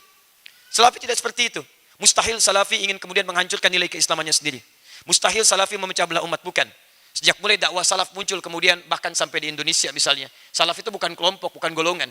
Nilai-nilai keislaman yang ingin mengembalikan pada tuntunan Al-Quran, Sunnah, nilai-nilai kebaikan. Sepanjang ukurannya Al-Quran, Sunnah, pernyataan para ulama, dia salaf. Dalam golongan saleh. Tapi yang seperti ini bukan. Disebut Wahabi juga bukan. Saya tinggal di negeri Wahabi, saya tinggal di Mekah, kami tinggal di Masjid, ketemu dengan syekh-syekh yang lain. Kita belajar pada syekh misalnya Afifi, yang pernah ada di Madinah, kita belajar pada Syekh Sultan, kita belajar pada Syekh Faiz, kita mengambil tafsir dari Syekh Faiz, gak ada masalah, biasa saja. Ini sebetulnya siapa? Gak jelas ini, Wahabi bukan, Salafi bukan, dan sebagainya. Dan paling bahaya ketika itu muncul, memberikan kemudian aib pada guru-gurunya yang lain. Jadi yang tidak berkaitan dengan dia pun dibawa-bawa juga. Apa salahnya Ustadz ini sampai digunjingkan? Yang salah itu tiba-tiba yang digunjingkan yang lainnya. Nah ini teman-teman sekalian ini yang sangat berbahaya. Kalau Anda menemukan akun-akun seperti itu, jangan buang-buang energi, cukup tinggalkan saja. Kaidahnya ada di Quran surah keempat ayat 140, paling kiri sebelah bawah. Wa qad nazzala 'alaikum fil kitab. Kalau Anda baca ayat ini, kalimatnya tegas dan telah tetap ketentuan dalam Al-Qur'an. An idza sami'tum ayatillahi yukfaru biha wa yustahza'u biha. Jika ayat-ayat Allah jadi mainan bagi sementara orang atau bahkan diingkari. Datang membawa ayat-ayat Allah kayaknya seperti orang benar, ngajak seperti pada kebenaran, tapi antum tanpa sadar sedang dipecah belah dalam keburukan di situ. Kata Quran, kalau ada yang seperti itu, main-main dengan ayat, main-main dengan dalil, maka kalimatnya adalah fala taqudu ma'hum, jangan sertai mereka. Antum jangan mencela perbuatan tercela karena sudah tercela. Mencela perbuatan tercela, buang-buang waktu. Buang-buang waktu. Sama seperti antum ingin menepuk abu, enggak ada. Enggak akan kena karena sudah jadi abu. Ya, abu mengambang, abu diam itu ada. Nanti abu mengambang di akhirat, ada. Itu ada di Quran surah ke-25 ayat 23. Wa qadimna ila ma 'amilu min amalin faj'alnahu haba'an manthura. Kalau ada orang berbuat baik tapi tanpa iman di dunia, di akhirat kami jadikan abu-abu yang berterbangan. Ya. Di dunia abunya nggak bisa terbang, di akhirat terbang nanti. Wah, kita lihat itu.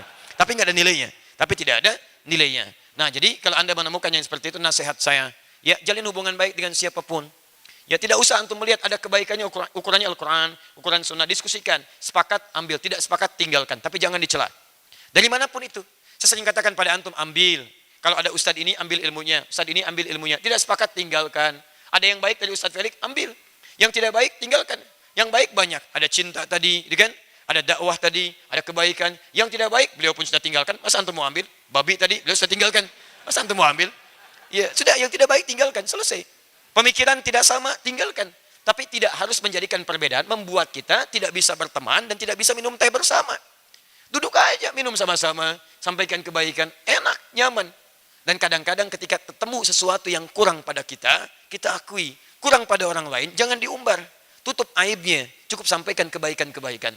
Apa antum kira orang-orang datang ke sini kemudian, misalnya berdiskusi dalam kebaikan dan sebagainya, pulang dari sini punya keadaan yang tidak biasa? Tidak, kita biasa saja. Tadi saya katakan makan nasi goreng dan sebagainya. Nanti kalau antum mau berkisah, satu saat kita bisa bicara tentang perkembangan dakwah di Indonesia. Kita undang ustadz-ustadznya. Saya sering katakan begini teman-teman, kenapa sih ustadz yang ditahdir dengan yang nahdir gak duduk sama-sama? Ayo mau gak? Kita undang Ustadz Abdul Somad, kita undang Buya Yahya, kita undang Ustadz Umar Mita, kita undang Ustadz Ahmad Farid Uqbah, kita undang Ustadz Bakhtiar Nasir, Haji Bakhtiar Nasir, kita undang yang lainnya. Berani gak duduk bareng, terus antum yang nahdir duduk juga? Ayo kita bicara, antum maunya apa? Ayo, kalau bisa kita ketemu, itu lebih bagus. Oh daripada ribut, yang kasihan kan umatnya. Umatnya nggak ngerti. Kok kenapa sih pada begini, ustadz begini, ustadz begitu. Jadi bingung, orang mau belajar jadi bingung. Yang lebih hebat lagi ditertawakan oleh orang lain. Tuh lihat orang Islam. Siapa perannya? Yang tadi, dajjaluna kadzabun. Orang ini yang punya peran. Paham ya? Nah, sekarang yang kedua, kita akan bahas faktor yang kedua. Apakah benar hadis 200 tahun setelah Nabi baru ada? Ini abu yang kedua. Kita akan lihat. Bismillah. Ustaz? Bismillahirrahmanirrahim. Teman-teman sekalian, saya mulai dari aspek sejarahnya dulu. Dan ini kita nggak sembarangan, kita belajar secara ilmiah. Jadi nanti kalau di soal, kita duduk diskusi. Saya lagi diskusi ya, diskusi. Kita belajar, materinya ada, bahkan saya langsung belajar dari profesornya, kitabnya saya bawakan langsung, dan alhamdulillahnya Allah berikan kesempatan belajar di satu tempat, ini hikmahnya. Dulu saya ingin sekali ke Madinah, bahkan belajar dari guru-guru Madinah sebelum kami berangkat keluar. Kemudian diberikan rekomendasi, yang dengan rekomendasi itu kalau dilihat, kayaknya sulit untuk ditolak. Karena tokoh ini begitu dekat dan sebagainya. Tapi poinnya, lihat, kalau Allah nggak berkehendak, nggak akan jadi. Hadir bom Bali. Ketika datang bom Bali, semua kuota ditutup. Ya, nggak ada. Harap-harap misalnya bisa ke Timur Tengah, wah Masya Allah, pengennya LC, jadinya ke Ciputat.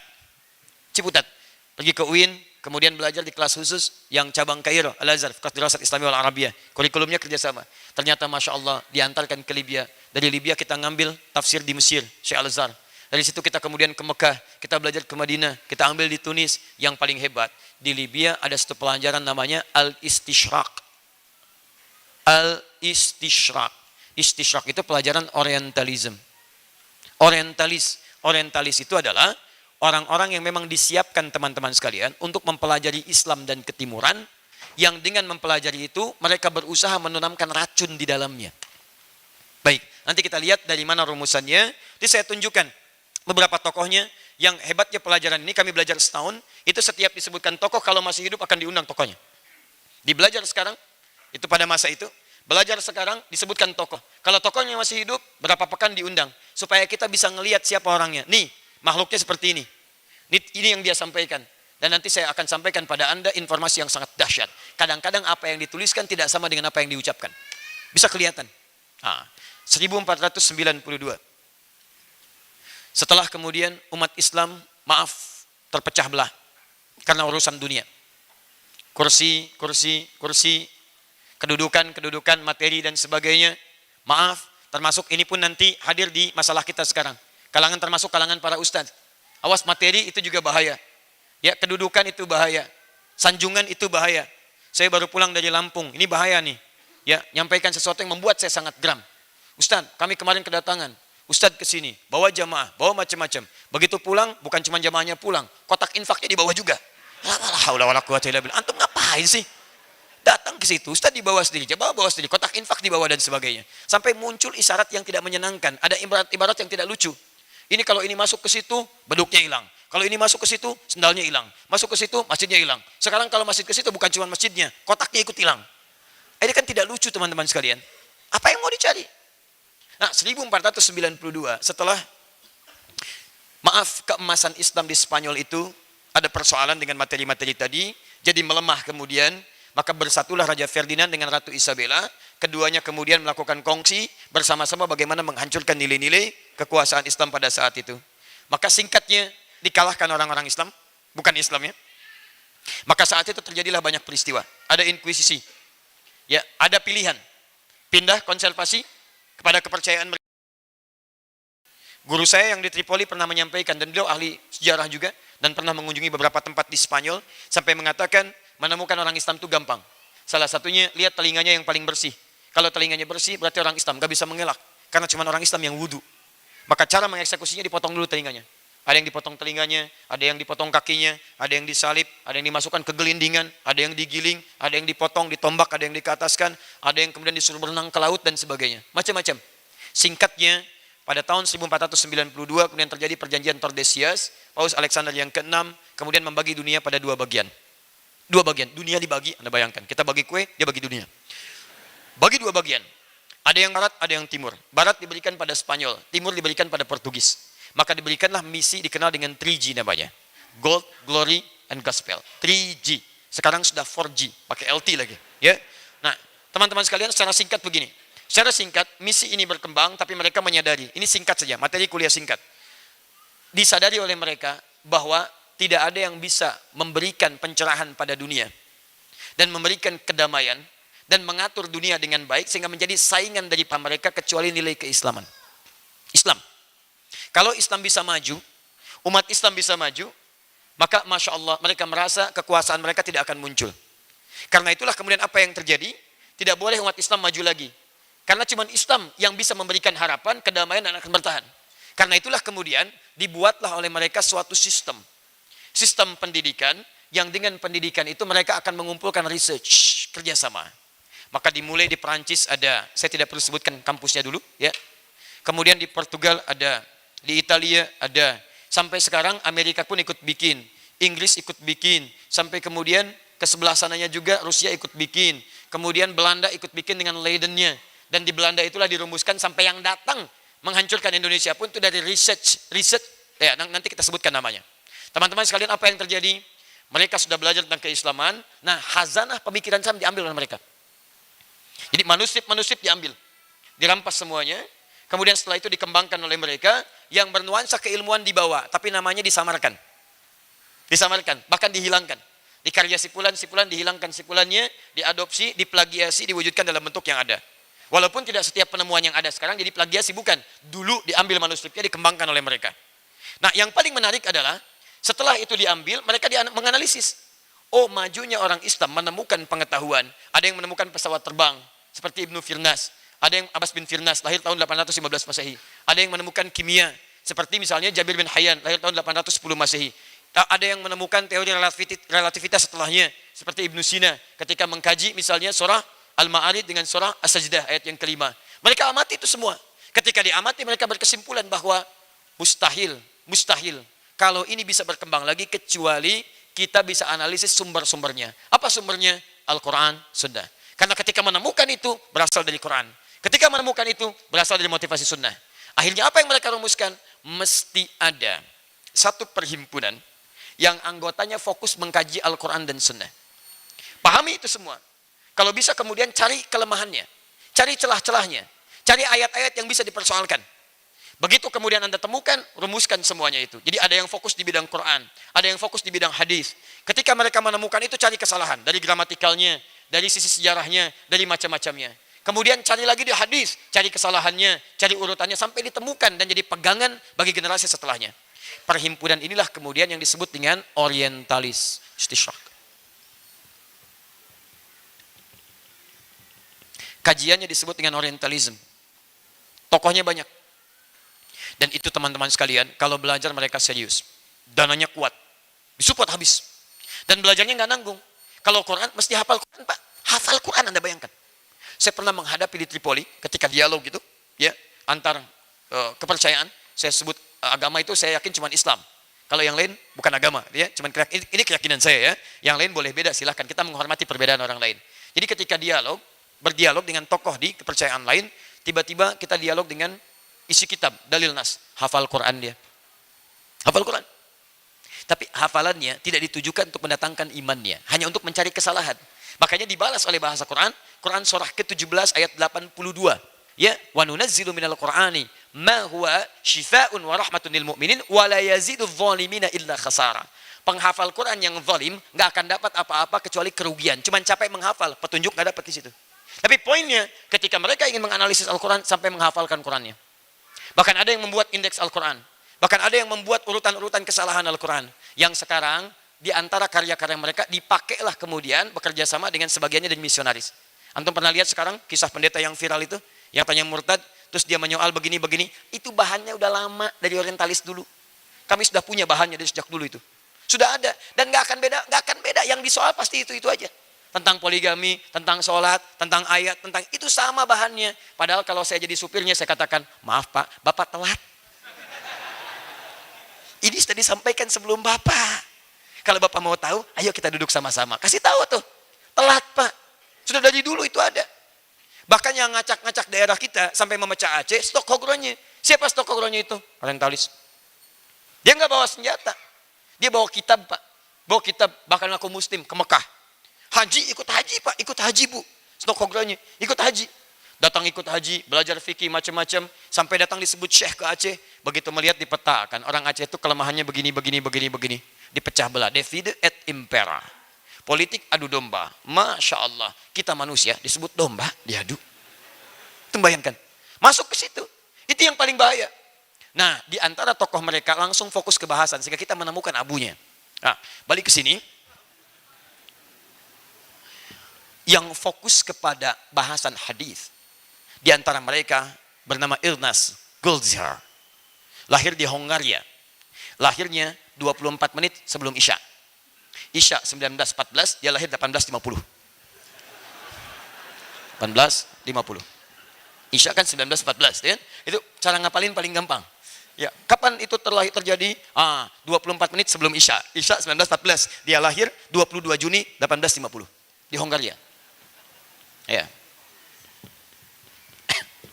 Kapan perang di Ponorogo terjadi? 25 menit setelah maghrib. 18.25, gitu kan? Sampai 18.30. Misal, gitu kan? Kapan antum lahir? Maghrib aja belum Ustaz, Masya Allah misalnya. Tayyib. Ini tokohnya, Ignaz Goldziher. Orang ini, teman-teman sekalian, orang yang meletakkan pertama kali kaidah-kaidah racun dalam hadis. Dia kumpulkan hadis, terus dia beri kesimpulan. Kesimpulan pertama, bagaimana mengacaukan pemahaman orang Islam terhadap hadis, sampaikan pada mereka dengan satu persoalan logika. Logika pertamanya, hadis itu baru disusun dikumpulkan 200 tahun setelah wafatnya Nabi SAW. Silakan baca tulisannya Dr. Ugi Sugiharto. Beliau bahas juga salah satunya di situ. Kiai Haji Allahyarham Ali Mustafa Yaqub dengan kitabnya. Ya, kemudian beliau menulis buku dalam ilmu hadis dan seorang ulama hadis Indonesia insyaallah. Taib, itu pernyataan pertama yang muncul, hadis itu baru dikumpulkan 200 tahun setelah Nabi wafat, sehingga logikanya secara logika bagaimana bisa menyampaikan yang 200 tahun sudah nggak ada. Jadi bagi orang-orang yang mengandalkan logika itu logis. Wah, 200 tahun toh, itu dikarang-karang aja. Bagaimana bisa menghafal yang 200 tahun? Itu cuma karangan. Itu disampaikan oleh Ignaz Goldziher. Saking pentingnya ini, saking kagetnya, anak ikut nangis tuh. Tuh, saking sedihnya, itu luar biasa. Memang orang ini luar biasa. Kacau orang ini. Ya. Untung mic-nya hidup gitu kan. Gak apa-apa. Jadi teman-teman sekalian, fokus yang paling penting adalah, sebetulnya ketika kalimat-kalimat ini muncul, nanti ada banyak kalimat-kalimat. Kalau Anda temukan, itu telat. Orang sekarang tuh orang pada telat. Ya, tapi Ignaz ini, dia kuat. Dia hafalan hadisnya banyak. Kemudian dia kajiannya banyak, sampai dia merumuskan racun yang pertama seperti tadi. Jadi kalau orang itu terbagi 4 bagian orang dulu. Sekarang ada yang kelima. Orang dulu itu ada yang orang tahu bahwa dia tahu. Rajulun yadri annahu yadri. Yang kedua, orang tahu bahwa dia tidak tahu. Ya, rajulun. Yang ketiga, orang tidak tahu bahwa dia tahu. Rajulun la yadri annahu yadri. Itu mesti. Yang keempat, ada orang tidak tahu bahwa dia tidak tahu. Yang keempat ini orang bodoh tidak tahu bahwa dia bodoh. Bukan, itu orang dulu. Orang sekarang ada yang kelima. Orang bodoh tidak tahu dia bodoh dan ngajak orang lain bodoh. Itu yang bahaya. Jadi kalau yang dulu menyoal hadis, dia hafal hadis. Orang sekarang nyoal hadis, baca hadis saja nggak bisa. Itu masalahnya. Nah, bagaimana persoalan kita bisa menjawabnya? Pernyataan pertama, hadis itu baru dikumpulkan, dikodifikasikan, dihimpun 200 tahun setelah wafatnya Nabi. Maka dia sampaikan tuduhan, ini baru dibuat-buat belakangan. Belum tentu Nabi menyampaikannya. Baik, apakah setiap masa yang telah berlalu menunjukkan eksistensinya tidak ada? Nah, ini sedikit agak berat nih ya. Apakah setiap masa yang sudah berlalu, kemudian muncul sesuatu, menunjukkan eksistensi ini tidak diakui? Nabi wafat 200 tahun setelahnya, tiba-tiba ada hadis. Apakah langsung kita tolak hadisnya? Dengan alasan karena bedanya 200 tahun. Kalau logika ini dipakai, maka kita katakan, Mas Abu, Anda pun tidak kami akui sebagai manusia. Karena Anda lahir setelah Nabi Adam wafat ribuan tahun yang lalu. Logika yang sama. Logika yang sama. Sama. Oh tidak. Saya ada kok nasabnya. Ada nasabnya. Nasabnya siapa? Ke zaman Nabi Muhammad saya. Ana bin misalnya umat Muhammad SAW. Ya Muhammad bin Abdullah, bin Abdul Muttalib, bin Hashim, bin Abdul Manaf, bin Qusay, bin Murrah, bin Kilab, bin Ka'ab, bin Raid. Dan seterusnya sampai Nabi Adam AS. Ketemu. Begitu sampai ketemu, maka kita jawab, hadis pun seperti itu. Dia punya nasabnya. Dia punya urutannya. Dia punya jalurnya. Dia punya transmisinya. Ke orang disebut nasab, ke hadis disebut dengan sanad. Sanad.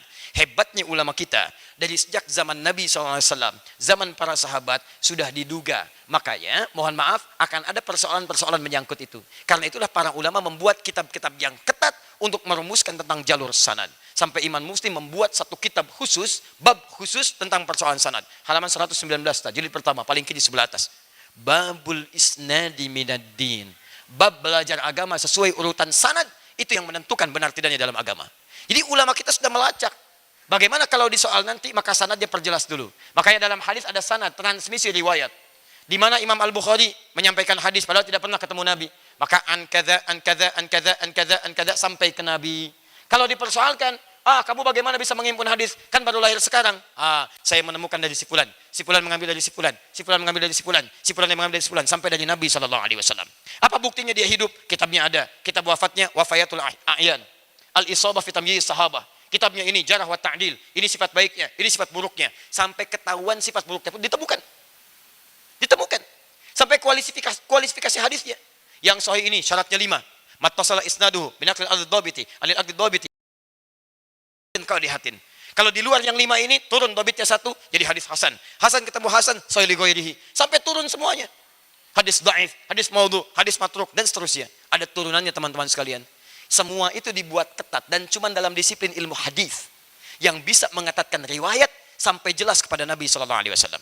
Sehingga hitam dan putih. Ketika diterangkan, kursi pun berubah. Tadinya merah jadi hitam tuh di belakang. Jelas? Hitam. Yang abu-abu nggak ada. Balik ke sini. Jadi ketika ada orang mengatakan misalnya hadis tidak bisa diterima karena 200 tahun dia baru muncul, maka kita jawab dengan logika dulu. Anda pun saya tidak bisa terima sebagai manusia karena Anda terlahir setelah ribuan tahun Nabi Adam wafat. Saya nggak terima Anda. Anda dari ujung kepala sampai ujung kaki, Anda bid'ah. Anda nggak ada di masa Nabi Adam AS. Jadi kalau Anda menolak hadis baru 200 tahun, Anda sudah ratusan ribu tahun, tiba-tiba ada di sini, Anda siapa? Jelas ya? Jadi kalau melawan orang seperti itu, nggak usah pakai dalil. Kecapean. Capek tuh, habis berapa jam kita membahas seperti itu. Cuman kita penting butuh riwayat supaya paham bahwa kalimat yang disampaikan oleh lisan orang ini dititipkan oleh Allah Subhanahu wa taala sebagai pertanda kepada kita. Ada sesuatu di lisan orang itu. Siapa dia? Siapa Anda sebetulnya? Kemarin pakai topi Santa, sekarang pakai kaos Santi, ya. Besok pakai begini, pakai kaosnya Sinta, besok bicara begini lagi. Anda siapa sebetulnya? Halo? Awas hati-hati. Saya nggak mau sebut nama dan sebagainya, tidak. Karena nama itu kadang-kadang ada yang sama, tapi tidak seperti itu perilakunya. Ada. Teman-teman sekalian memperhatikan para janda-janda dan sebagainya. Ada daerah sampai disebut bikin kaos. Bukan, ada betul. Dia menyampaikan wasiat dari ayahnya. Perhatikan, orang tinggalkan suami sekitaran, bawa beras, dia sampaikan, bawa beras, dia sampaikan. Sampai disebut ayah para janda, diterjemahkan ke dalam bahasa Arab, Abu Janda. Tapi itu betul, bukan menyebarkan hadis. Hadis ini, bendera begini, aliwa begini, aroya begini. Gak sama. Balik sini, udah coret. Kita tidak menyebut nama, kita menafsirkan nama. Ya. Oh, jelas ya? Jadi teman-teman sekalian, turunannya, saudara-saudaranya itu kayak liberal, sekuler, plural, itu saudaranya semua. Saudara semua nyambung, runtutan akhirnya itu ke sini. Ke sini runtutan akhirnya. Saya sudah lumayan agak sedikit kenyang bertemu dengan orang-orang demikian, tapi tokoh-tokohnya langsung. Ya, ini kami menemukan dengan Jamal Al-Banna, bicara begini, saya ketemu orangnya langsung. Wah, pendapat Jamal Al-Banna, tokoh begini, hafal hadis. Demi Allah saya ketemu langsung dalam satu seminar. Kita ngobrol. Ya, ini dahsyat ya. Begitu berpaling dari Al-Quran, maka Quran pun tidak ridho diucapkan dalam lidahnya. Tadinya hafal Quran. Paham banyak hadis. Orang tuanya ahli hadis. Tapi tiba-tiba hilang. Muncul di barat. Pulang dari barat, tiba-tiba berubah. Bicara begini diundang ke Libya. Begitu diundang, mengucap Qul huwallahu ahad, terbolak-balik ayatnya. Ketika bertemu kemudian, terpisah dari rombongan baru berkata, kalau masih bisa konsisten dalam kebaikan, jangan coba-coba masuk ke ranah ini. Karena kalau sudah masuk, sulit keluarnya. Kalimat yang kami dengar sendiri, langsung ada keterangan dan sebagainya. Maksudnya langsung sampai dengan keterangannya. Ini teman-teman sekalian, sama. Jalurnya ke sini ujung-ujungnya. Korelasinya sama. Itu tantangan kita. Antum gak usah marah, karena itu tantangan dunia. Jangan marah. Kita tertantang dengan itu semua. Artinya antum mesti pintar, mesti belajar. Jangan mencela. Kalau mencela antum kalah. Dia belajar bahasa kita, kita saja belajar bahasa dia. Dia belajar pemikiran kita belajar pemikiran dia. Bikin antum kelas pemikiran, bikin kelas orientalis, pelajari mereka siapa. Sehingga dengan itu antum melawan dengan ilmiah. Dia ilmiah, antum ilmiah. Masa dia pakai ilmiah, antum pakai otak? Maksudnya marah-marah dan sebagainya, antum pakai emosi? Kan gak nyambung. Dia pakai ilmiah, antum pakai lisan, antum pakai celaan, antum yang kalah. Tidak, lawan dengan kebaikan lagi. Dan jangan cari pertentangan yang kontraproduktif, tidak. Tulisan, balas dengan tulisan. Ilmiah dengan ilmiah lagi. Data dengan data lagi. Data dengan data lagi. Data kurang, sampaikan. Wah, saya masih ingat itu. Masuk Top Cafe dari awal. Ya, tiketnya 30 lira, kemudian masuk, ya, baru bukanya seperti ini. Paling kiri itu yang perempuan, paling kiri perempuan, paling kanannya dia pakai rompi sebelah sini, masuk belok kanan, di situ ada tentara, pegang seperti ini. Tentaranya masih muda, kalau yang paling kanan itu usia 40-an, seperti Ustaz Pelik lah, ya seperti itu. Pegangannya seperti ini, tapi bisa dipoto dia, bisa dipoto samping kanan kiri. Itu lurus lagi, jalan kisaran 300 meter ke depan, baru ketemu bab, ya, warnanya hijau di situ. Dan tarik garis lurus, kemudian antum belok kiri. Begitu belok kiri, antum akan menemukan salah satu tempat museum itu untuk semacam miniatur Ka'bah tempo dulu. Tapi bukan miniatur Ka'bahnya, di situ ada mizabnya, ada bagian kunci Ka'bahnya, sebelah kiri kan kunci Ka'bah dengan pintunya dipajang begini. Dan antum belok kiri dengan antrian, kalau ingin ke kanan itu wilayah pedang, ke kiri wilayah peninggalan Nabi, ada janggut Nabi dan sebagainya. Itu kirinya. Belok kanannya lurus ketemu dengan pedang. Di antaranya pedang sahabat Ali bin Abi Thalib radhiyallahu taala anhu. Betul saja. Ya, lurus sedikit pedang Nabi Muhammad sallallahu alaihi wasallam. Di depannya langsung itu bajunya Sayyidah Fatimah radhiyallahu taala anha yang warnanya krem pada saat itu, abu-abu, terlihat seperti baju yang luar biasa, masih ada sampai saat ini. Saya katakan pada situ teman-teman sekalian, perhatikanlah kesederhanaan menghadirkan cinta yang sangat abadi. Tidak ada yang paling fakir pada saat itu di antara keluarga Nabi kecuali keluarga sahabat Ali bin Abi Thalib dan Fatimah Az-Zahra radhiyallahu taala anhuma. Saya sangat mencintainya, mencintai ahli bait dan sebagainya. Itu masya Allah teman-teman sekalian. Satu kali pernah Hasan itu pingsan karena nggak ada makanan. Fatimah radhiyallahu taala anha sampai minta tolong, gak ada makanan, anak saya tolong. Saat itulah mendengar kemudian Nabi mendapatkan hadiah 5 ekor kambing. Saat mendengar itulah Fatimah datang kepada Nabi SAW dengan niat meminta bagian itu, dan Nabi tahu keadaan itu. Sebelum bicara Nabi mengatakan begini, pilih mana, apakah engkau ingin mendapatkan 5 kalimat yang diajarkan oleh Jibril kepadamu sekarang, atau ingin memilih makanan yang aku akan berikan pada sini kepadamu. Perhatikan jawaban Fatimah radhiyallahu taala anha. Kalau bukan tarbiyah Nabi yang sangat indah, mustahil keluar jawaban seperti ini. Saya memilih kalimat dari Jibril alaihissalam. Butuh makanan, yang dipilih kalimat Jibril. Ketika diajarkan kalimat itu, masya Allah, kenyang al-hasan, nyaman kehidupan. Perhatikan, yang sangat terbatas, yang sangat sederhana, yang luar biasa tabah dalam kehidupan, tiba-tiba pakaiannya sampai sekarang masih ada, utuh. Hei antum yang mencari kehidupan dunia. Hei yang pakainya selalu gonta-ganti. Hei yang lemarinya bahkan penuh dengan pakaian yang tidak terpakai. Saya katakan pada anda, berapa abad pakaian anda bisa abadi sampai generasi yang akan datang? Silahkan cek. 10 tahun aja nggak bisa dipakai. Pakaian anda yang dulu, anda yang usia 20 tahun. Coba lihat pakaian anda yang saat 1 tahun. Pakai lagi sekarang. Ayo, kalau masih muat. Ya, belum tentu ada juga. Silahkan cek pakaian bayi anda, ada nggak? Sayyidah Fatimah lewat 15 abad, sampai sekarang masih ada pakaiannya. Jadi cinta yang dilandasi dengan iman dan penuh dengan kesetiaan, itu yang menghadirkan kisah abadi di masa depan untuk inspirasi generasi setelahnya. Bikin status.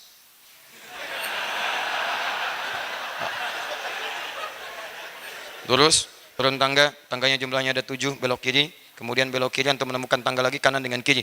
Kalau kiri antum keluar, langsung melewati bagian tapi antum bisa foto-foto ada bendera Turki di depannya. Belok kanan lurus ke situ antum menghadapan Selat Bosporus, kemudian antum bisa turun tangga, tangganya jumlahnya 19, turun ke bawah, ada hotel sebelah kiri, ada toiletnya masuk sebelah ujung, paling ujung.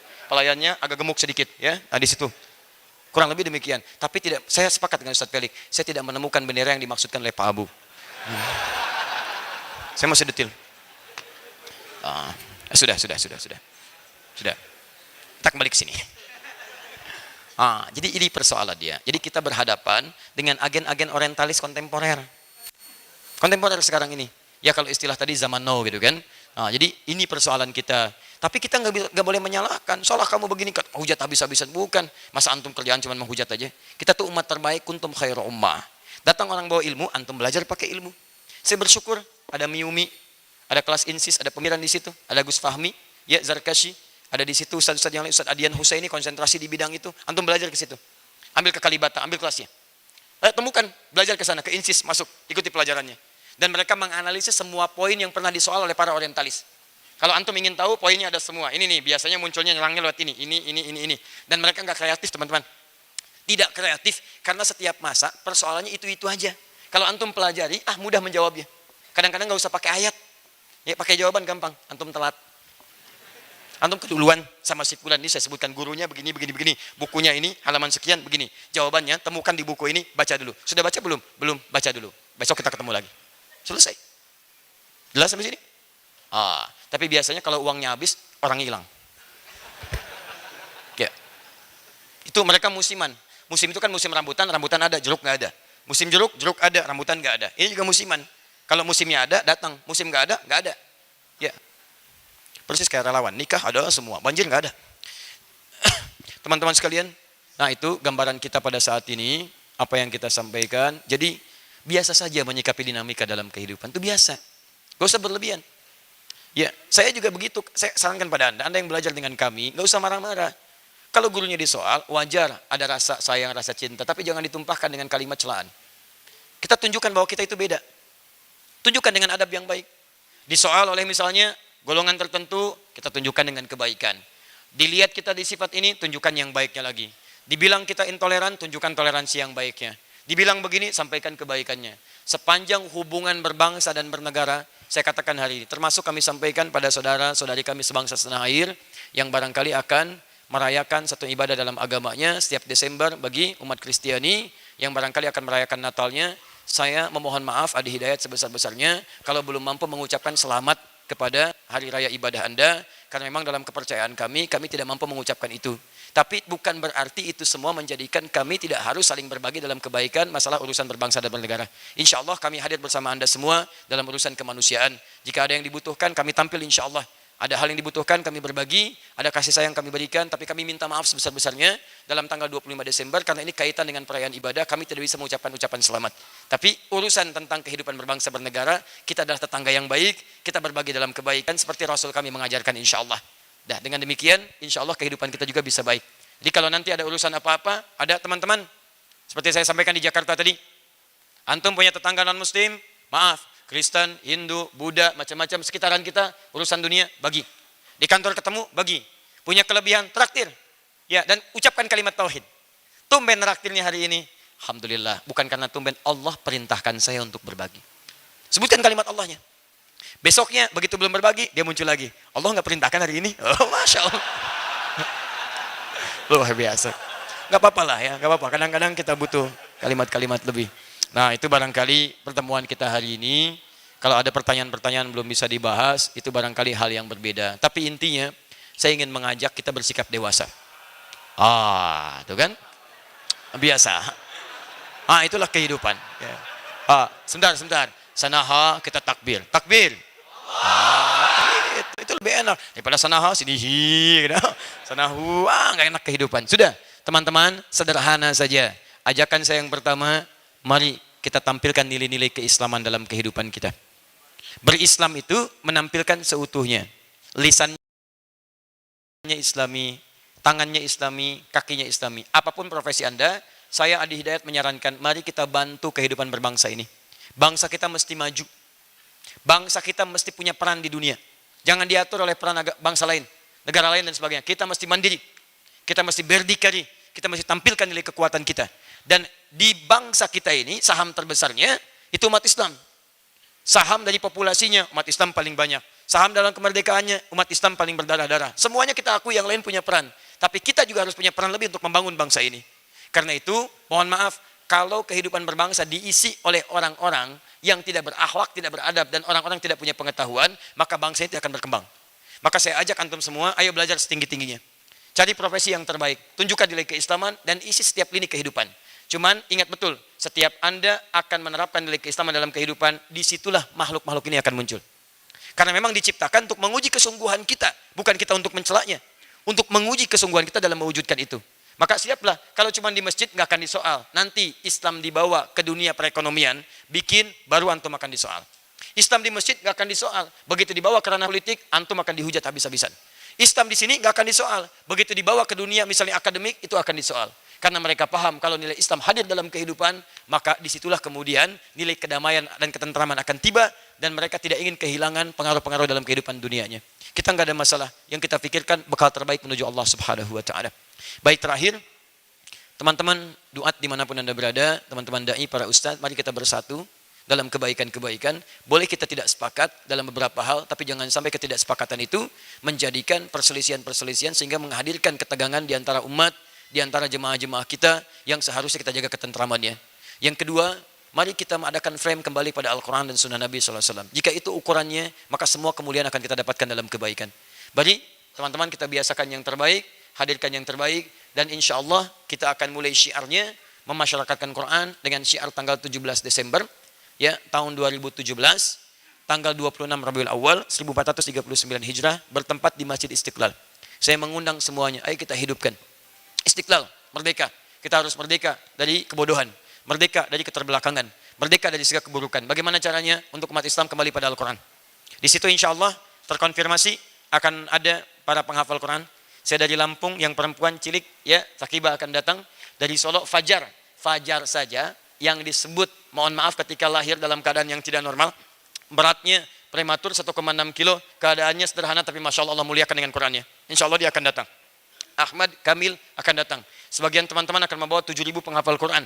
Yang lain akan datang juga. Duta besar insya Allah akan datang.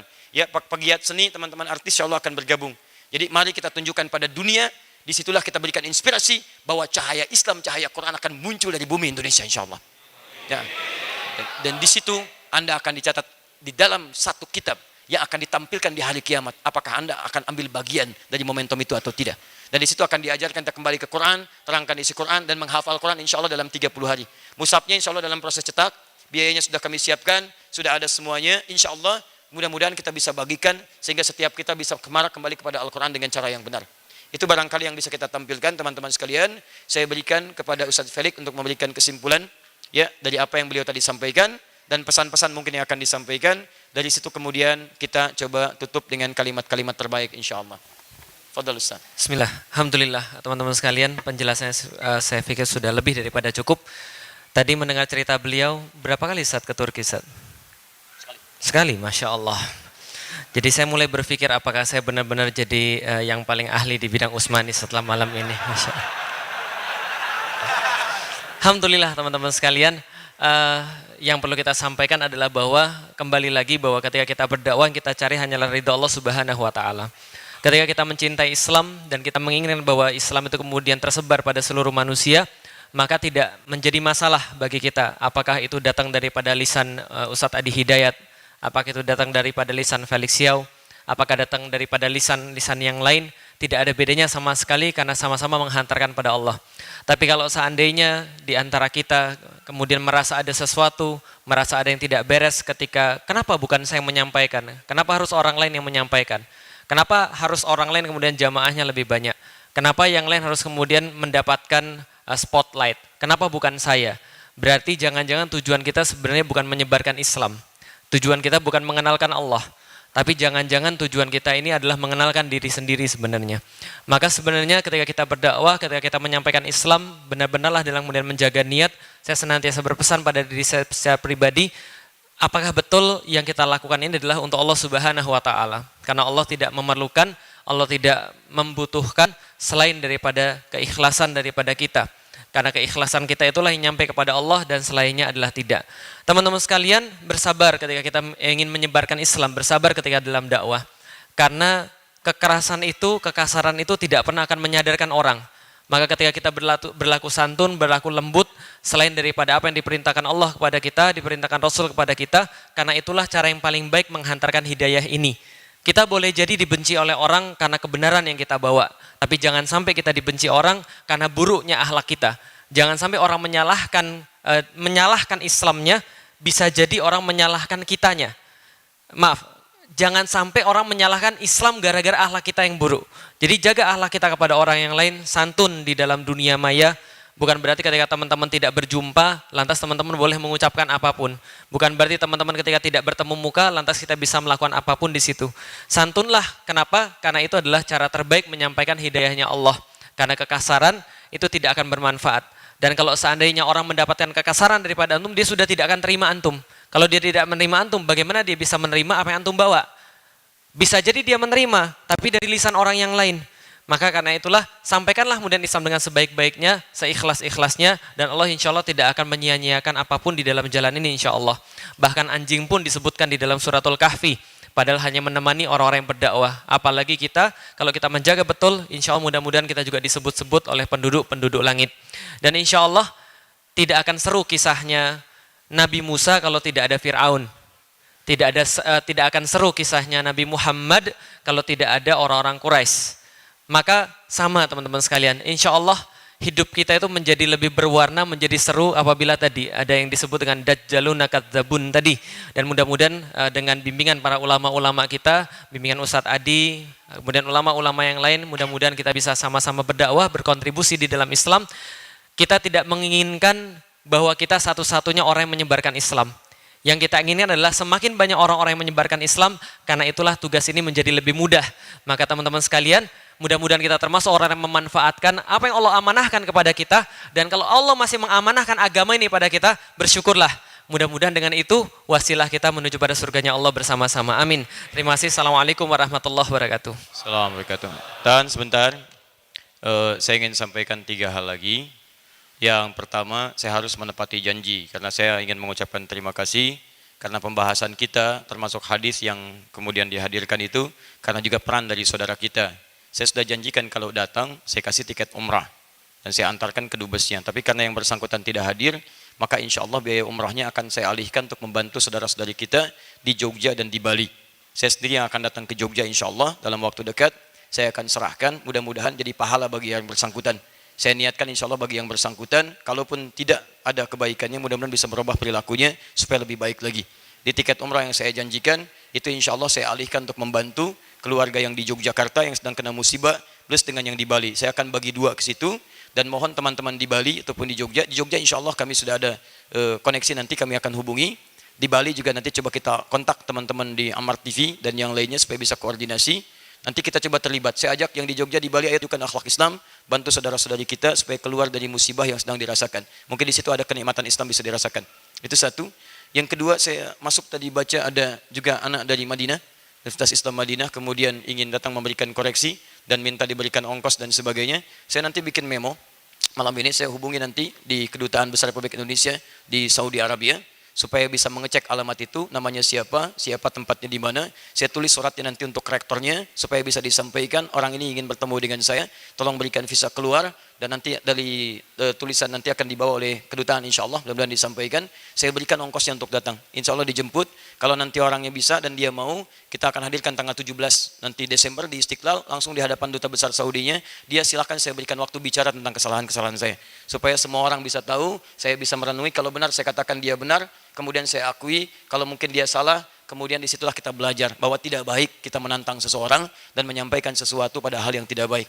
Ya, insya Allah saya nanti penuhi permintaannya, apakah mau atau tidak itu urusan yang bersangkutan. Ya, yang penting gak ada masalah tampilkan, ada kebaikan kita sampaikan. Yang terakhir, tadi ada banyak hal kita dapatkan. Tidak akan seru kisahnya Musa kalau tidak ada Fir'aun. Tidak akan seru kisah Nabi Muhammad SAW kalau tidak ada Abu Jahal, Abu Lahab. Tidak akan seru kisahnya Ustadz Felix kalau tidak ada abu-abu yang lainnya, gitu kan? Karena itu sudah jadikan itu bagian dari bumbu kehidupan kita. Subhanakallahumma bihamdika asyhadu an la ilaha illa anta astaghfiruka wa atubu ilaik wa akhiru da'wana alhamdulillahi rabbil alamin. Assalamualaikum warahmatullahi wabarakatuh.